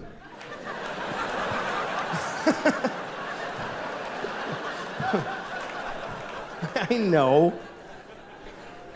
I saw an interview on TV with Michael J. Fox. And he has Parkinson's. And he was describing brushing his teeth. He said it takes him 2 hours a day. And he said it's agony. And I saw this and I thought, okay, that's hard. That is hard. And so is putting on my socks. Sorry, Michael. Doesn't make it easier to know about your thing. Tell you what, I'll help you brush your teeth, you help me with the socks. And I think I'm getting worse as a person. Because as you get older, you start finding out, like, let me give you an example before I rented a car a couple weeks ago in Los Angeles, had the car for a few days, and then when I went home, I had to drop the car at the rental place. You know, you gotta go to the rental place that's off the airport, give them the car, give them your thing with the mileage, you gotta get on a bus, and then go to your terminal and check in. I was late, and I was worried about missing my flight, so I knew I had no time to do any of that. So I never did this before, I just drove my car right to the terminal and just left it there. And I got on the plane. And once I was on the plane and I had a little moment, I called Hertz, and I said, hey, listen, your car is sitting out in front of Terminal 4, and the keys are in it. So that's where it is. And the guy's like, you can't do that. You have to return it to this location and then get... And I go, well, I didn't do that already. And now I'm leaving California. So if you want your car, you need to go to that place where it is. And he was like, oh, Jesus, man. All right, we'll get it. And that was the end of it. And I realized I could do this every time. Every time I rent a car, because of course they want you to do all that shit. But if you don't, they still want the car back. They're gonna send a dude. You could drive a car till you don't want it, just get out of it while it's moving and just walk away. Well, I don't feel like being in that car any longer. Just call Hertz, hi, your car is drifting into the intersection of 28th and Broadway. If you're interested, it's now your problem. But see, this is a terrible realization. Because you should act in a way that if everybody acted that way, things would work out. You should, because it would be mayhem if everybody was like that. And most people kind of don't care. Most people are very selfish. Most people don't give a shit what happens as long as they get to do their favorite thing. People don't even want to back off from their favorite thing. They won't even do their second favorite thing. Like, you ever seen somebody like they're at an intersection and they want to make a left, but they're in the all the way right lane because they messed up. So now okay, here's the guy. He's in the right lane, and there's a lot of cars, like 6th Avenue, like a lot of cars, and he wants to make that left. So what does he do? He just does it anyway. He just goes ahead and he just shoves his car through everybody's life without any... And everybody's beep, honking and outraged, and you always see the guy go, I have to. There's no other possible thing I could do. What else could I do except go up one more block and then go left and take 4 seconds? That's not my favorite way, though. That only meets 99% of my criteria. But I'm selfish. So I was watching Schindler's List today. You wanted me back, man. This is what I got. I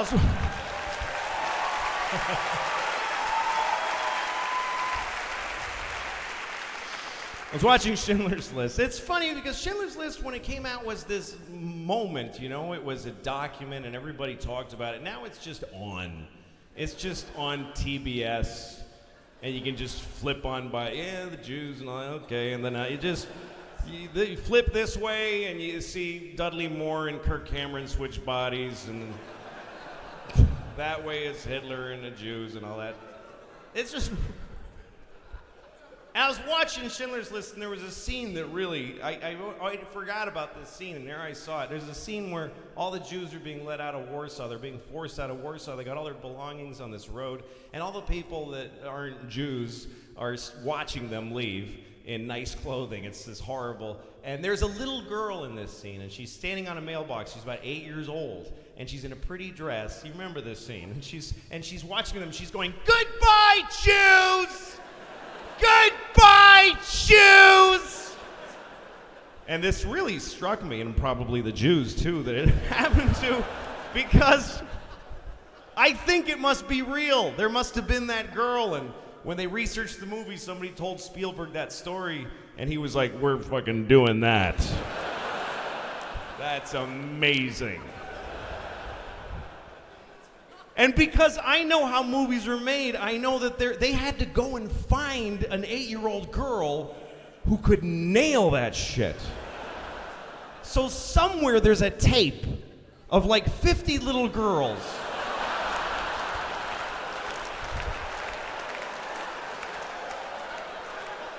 trying to get the "Goodbye, Jews" part. And they're all cute, of course. They're all little girl actors. There's no little girl actresses that are like Sean Penn. I just do my thing, you know. They're going from the Hannah Montana audition to the "Goodbye, Jews" thing, taking their turn. "Hi, my name's Dorothy. I'm with William Morris." "All right, Dorothy, go ahead." "Goodbye, Jews."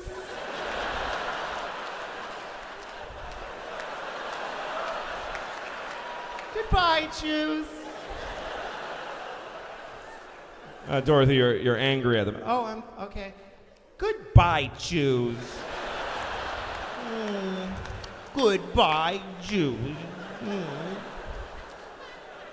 Okay, thank you, Dorothy. Next. "Goodbye, Jews. Goodbye, Jews. Goodbye, Jews." Okay, thank you very much. Next. And then comes the girl whose mother prepared her for the, "Hi, my name is Angeline, and I'm with CAA, and I'm really happy to meet you. The sun'll come out tomorrow. Bet your bottom dollar that tomorrow." "Angeline, we just need the line." "Oh, I'm sorry." "Goodbye, Jews! Goodbye, Jews!" I like kids, you know. I like some kids. You can't like all kids, because some kids are shitty. It's true. And some people don't want to ever admit that. There's people that are like, "Every child is like a star in the shining sea." No, some kids suck, man. Some kids are just shitty. It's true, you've seen them. You know when you're in a store and you see a kid and you're just like, "Fuck that kid, man. That kid's a fucking jerk. I hate that kid. This is a shitty little kid, man." I saw a kid like that once. I was in a store, and I'm looking at this kid and just fucking hating him. Because I'm waiting in line. What am I going to, you know? That's what you do when you're waiting in line. You just pick someone to hate while you're waiting, you know? Just some guy, you just start forming an opinion with no information at all. "You're a fucking loser. I hate that girl. What a prick. Wearing a tie. Fuck you. What do you think? You're better than me?" You know, just to occupy yourself. He's standing there. He has no idea you're boiling with hatred, you know? So I picked this kid, and I'm hating him. He's shitty. He was like, "Nee." Just seemed like a shitty kid to me. And I'm looking at him. And then he looked at me. And the worst thing is that this is a true story. This kid's looking at me. He's like 6 years old. Nobody else was looking. So I just went like this. I just flipped him off. Just real quick. Little thing between me and him. And he couldn't believe it. He was like, "Oh!" He was blown away. Because nobody does that. Nobody gives the finger to some kid for no reason. I think I helped him out a little there, you know? Yeah, that happens. Deal with it. I don't know. You know, I think parents must want to do that to their kids all the time. As much as you love your kid, there has to be those times. Your kid's being this shit, and he's going, "Why can't I have a candy? I wanted a candy." And you just want to go, "Hey, you know what? Fuck you, kid, all right? Yeah. Yeah, fuck you. How do you like that, huh?" Fuck you, buddy! The other night, my wife sent me to Walgreens to get toilet paper because we were out of toilet paper because I had thrown it all in the garbage so I could get out of the house.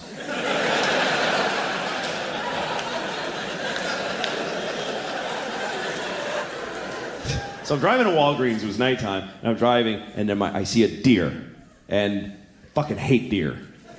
I hate them because they're everywhere up there. I used to live in the city, and I loved deer then because I was this liberal in the city, and I'd see deer, and you drive with your friends out to the country, and you see a deer, and everybody's like, oh my God, turn off the car, don't scare the deer.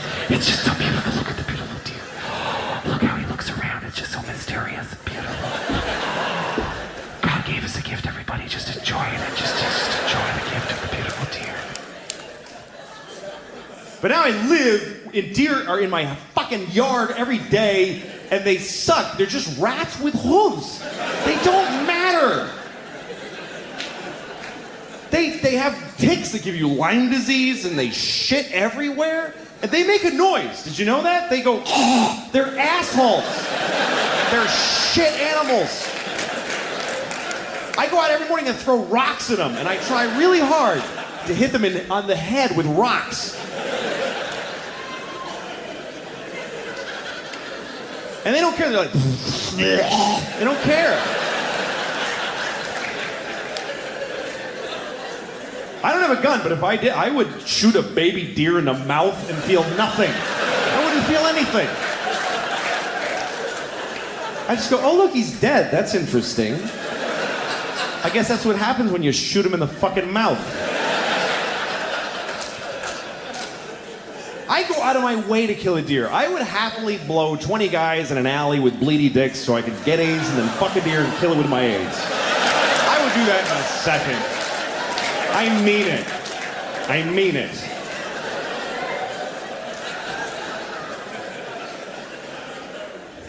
So I see this deer, and this is how dumb these deer. I hit him with the headlights, and he does that whole thing.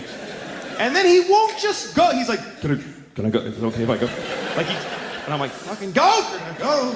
He's like, go! I'm like, just go! And then I get close, and then I try to kind of get away from him, and then I see him, and he looks at me, and he panics. I swear, and he ran and smashed his body into my fucking car. Like, just fucking destroyed my mirror, just shattered my mirror, broke his neck. I heard him break his own fucking neck, and then he just dragged his stupid deer head into the woods, and he died. And I'm glad he's dead. I was glad right away. I got out of my car, I did, and I yelled into the woods, I'm glad you're dead, you fucking idiot! I hope your dear wife finds you dead and dies of a broken heart. I hope your dear baby starved to death. You broke my mirror, you faggot, cunt, nigger deer.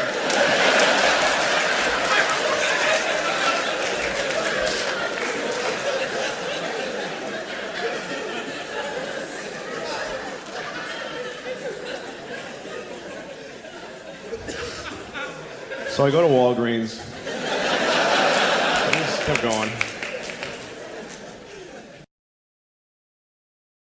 When you have kids, you also have to belong to kid and parent culture. You have to know a lot of parents and a lot of other kids. You have to hang out with other kids. Sometimes they're not even kids you know. Like when I go to parks with my kids, I play with them. I play with my kids. Some people don't do that. They neglect they just take their kids to the parks so they don't have to talk to them, and those kids kind of glom onto our shit.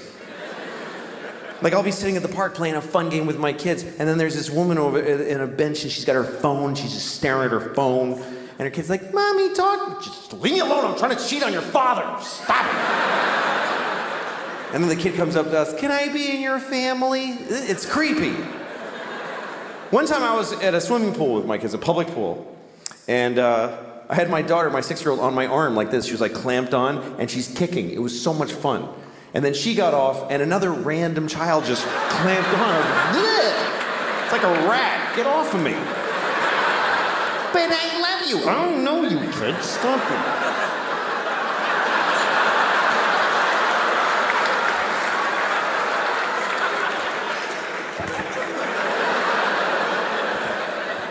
think the kid's dead. I don't know. I don't know what happened.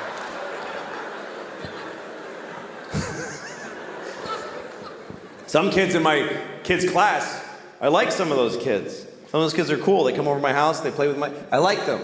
Other kids I don't like, especially little boys. Little boys in my kids' class, I hate them. I hate little boys. I'm like the opposite of a pedophile. I just hate.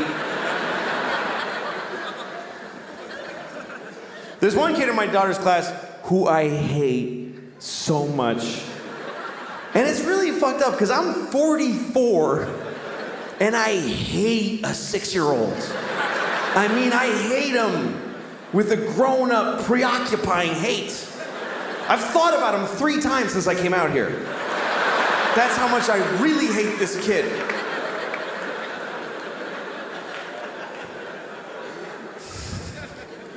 I'm gonna tell you about him, and I have to make up a name because he's a real child who lives in this city, so I have to make up a name in order to tell the story about him. His name is just Zan the Puss. Let's just call him Zan the Puss. Fine. Okay. He's in my daughter's class. They're in 1st grade.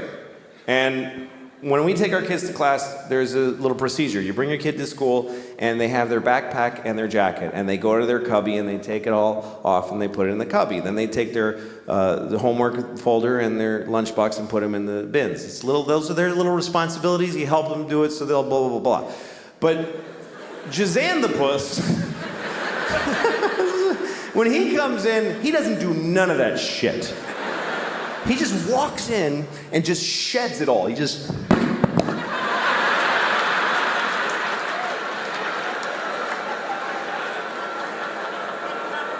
And his mom, his weak piece of shit mom, picks it all up.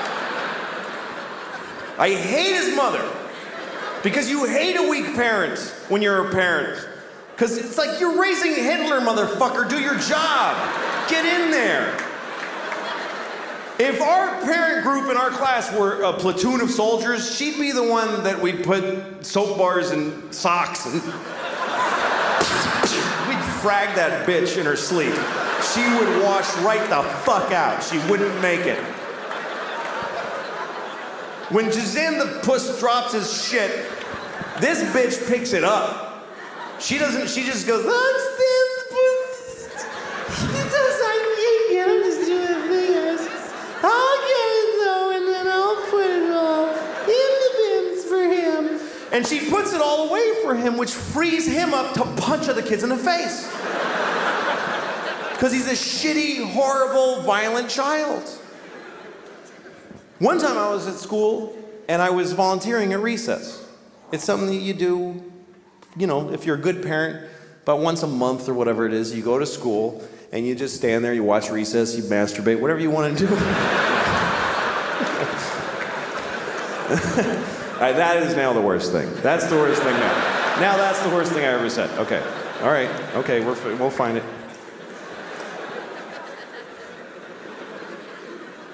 I mean, you could. It's a public school. Nobody would even give a shit. But I haven't thus far. Hasn't gotten that bad. Anyway, I'm watching Recess, and Recess is a trip. If you've never been to Recess, it's intense because it's like the universe. Like, you know, if you watch the ocean crash waves on the beach for a long time, you start feeling like you're understanding how everything works. That's what Recess is like, because every natural chaotic energy is represented at Recess. There's kids swirling around in these big roiling crazy things. There's one kid just spazzing out, just some singularity kid, just a binary system of 2 kids holding hands and they're running and just clotheslining every child at a certain height.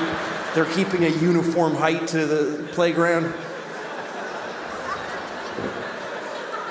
So I'm watching Recess, and I see Jazan the Puss, and he's walking with this evil... This kid is like evil, stuck out of time. He's like... I always picture him in a gray fur coat with bones in it, and lots of rings from people that he killed, and just walking. And then I see my daughter, and she's standing there, she's by herself, And there's Jazan the puss, and I know he's going for her. It was like an action movie thriller. It's like dun, dun, dun, dun, dun, dun, dun, dun. And I think to myself, I gotta go there and I gotta protect her. But then I thought, let him do a little something first. Let him do just a little something because I want this kid in my life. I want a reason. I want aerial photos of him doing some shit to my family that I can bring to the UN and get authority to waterboard this little motherfucker. I want to get him on a flight to Venezuela with an envelope on his head and duct tape and all that shit.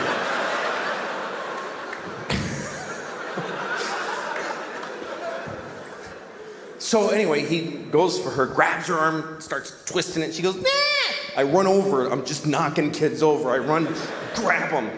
And I look in his little face and I go, listen to me, Sam the puss. If you ever in your life touch her again. And as I'm doing this, I realize this is not cool that I'm doing this. This is totally inappropriate. It's really wrong. It's way over the top. It's too grown up. I mean, it's like he's a drug dealer in my building that I finally fucking... This ends now, motherfucker. I will cut you. I don't care. And he just starts crying pitifully, and I just walked away from him. I just got away.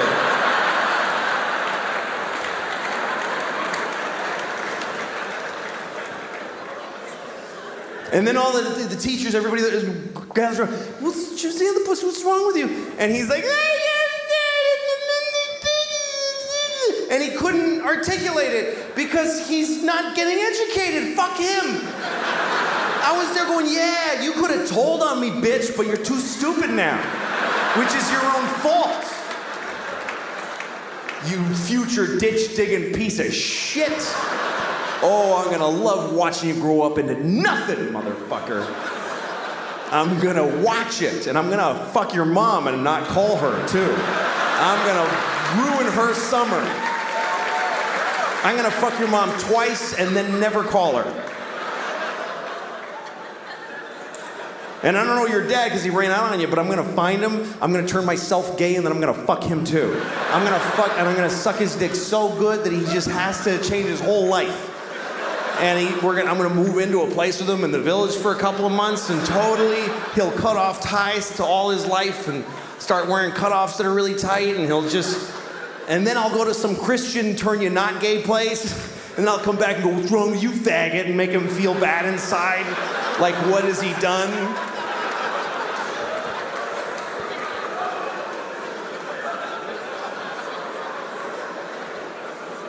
Well, you gotta protect your kids. You gotta look after them. You gotta protect your kids. You gotta do it, man. A lot of people talk the talk, but, a lot of people say that shit. I would throw myself under a bus for my... Oh, yeah? Would you fuck another kid's dad and confuse him sexually and yourself sexually in the process? And use homophobia that you hate against another person just because some kid shoved your kid for a second? That's my baby girl. I gotta do it, son. I gotta suck that dick. That's my baby girl. I gotta do it for her.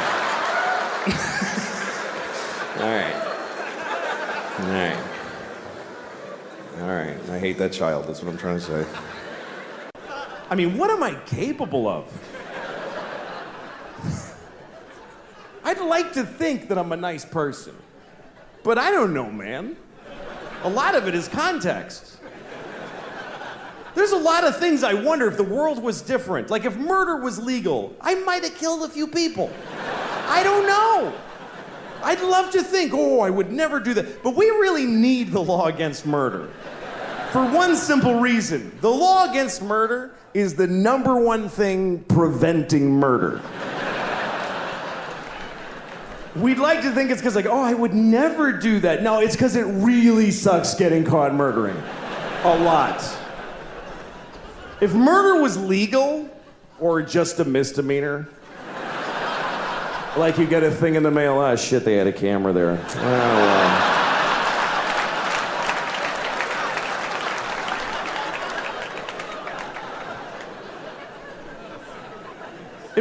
was legal, there would be so much murder. Regular people would murder. Murderers would murder even more. And then really nice, sweet people would murder a few people. But nobody would murder no people.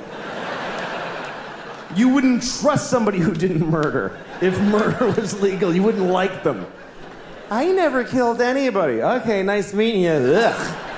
What a creep. I mean, not even a hooker. Live a life. What's wrong with that guy? He's like a Mormon or some shit. I hate those guys. I think he's nice. Shut up, Janet. It would just... If murder was legal, there would be a lot of murder. Children would behave very differently. Because mostly parents would be murdering their own kids. That's mostly what would happen if murder was legal. You'd be, you go to a mall, there'd be like 8 different moms in the mall just, I told you to stop it! You didn't listen to me! You'd be stepping over dead kids. It would be like a new problem. You have to clean up your kids when you kill them, because it's gross. It's bad for the environment. If you murder your child in a public place, please use one of the red bags that are in the dispensers every 3 feet of America. Put your murdered child in the red bag with a logo of a murdered kid on it. Next to the other logo that tells you not to let your alive kid play with a plastic bag because they might suffocate. In which case you could just leave them in the bag.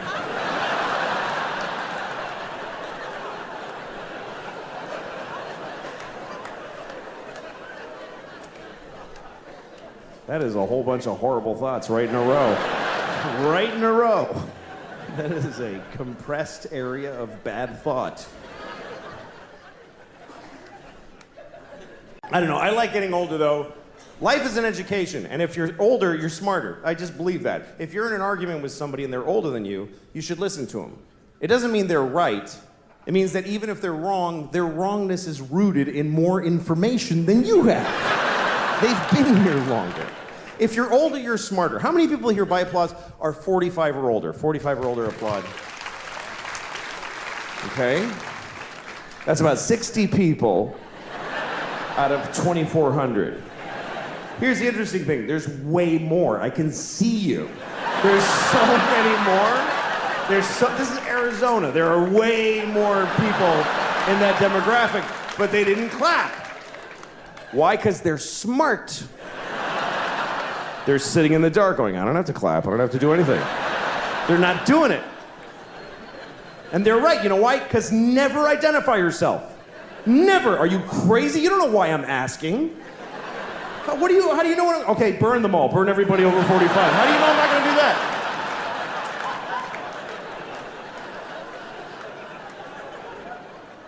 How many people here by applause are 40 or younger? 40 or younger, applaud. That's every time. Woo!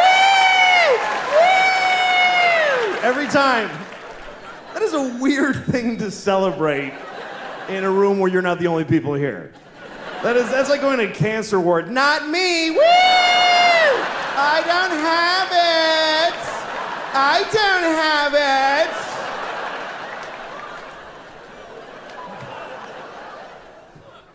If you're older, you're smarter.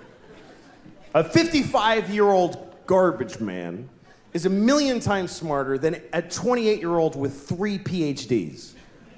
Especially smarter than him. Because this idiot has been thinking about 3 things for like 15 years. He's worthless. The garbage man is 55. He's had some experience. Things have happened to him. He went to Cape Cod one summer. He saw a dead guy floating in the motel pool.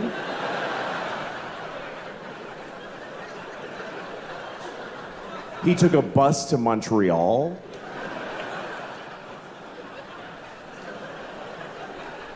He got a hand job at a fair from a minor.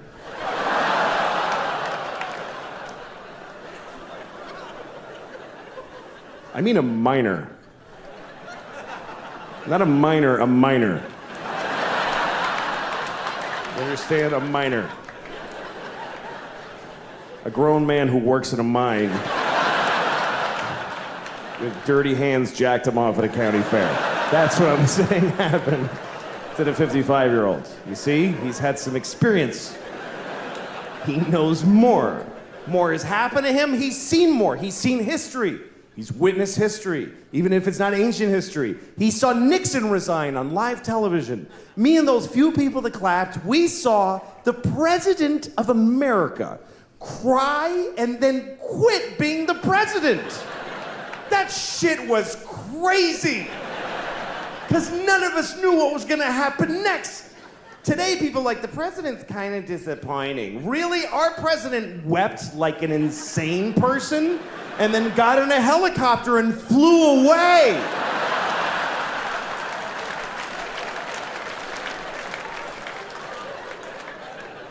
And the whole nation just watched him go.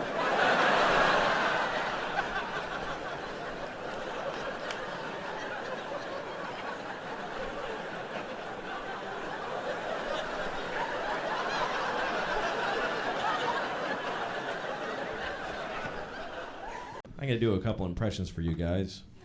All right.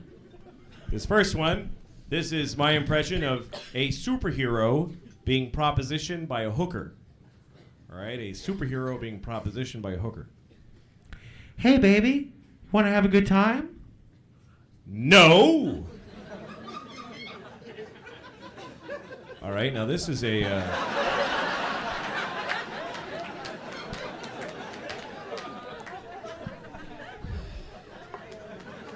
This is a guy who doesn't know how to match his face to what he's saying.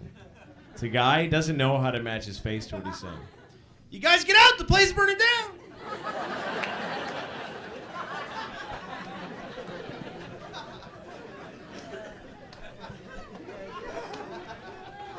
Here's a guy who doesn't know if he's from Alabama or Brooklyn.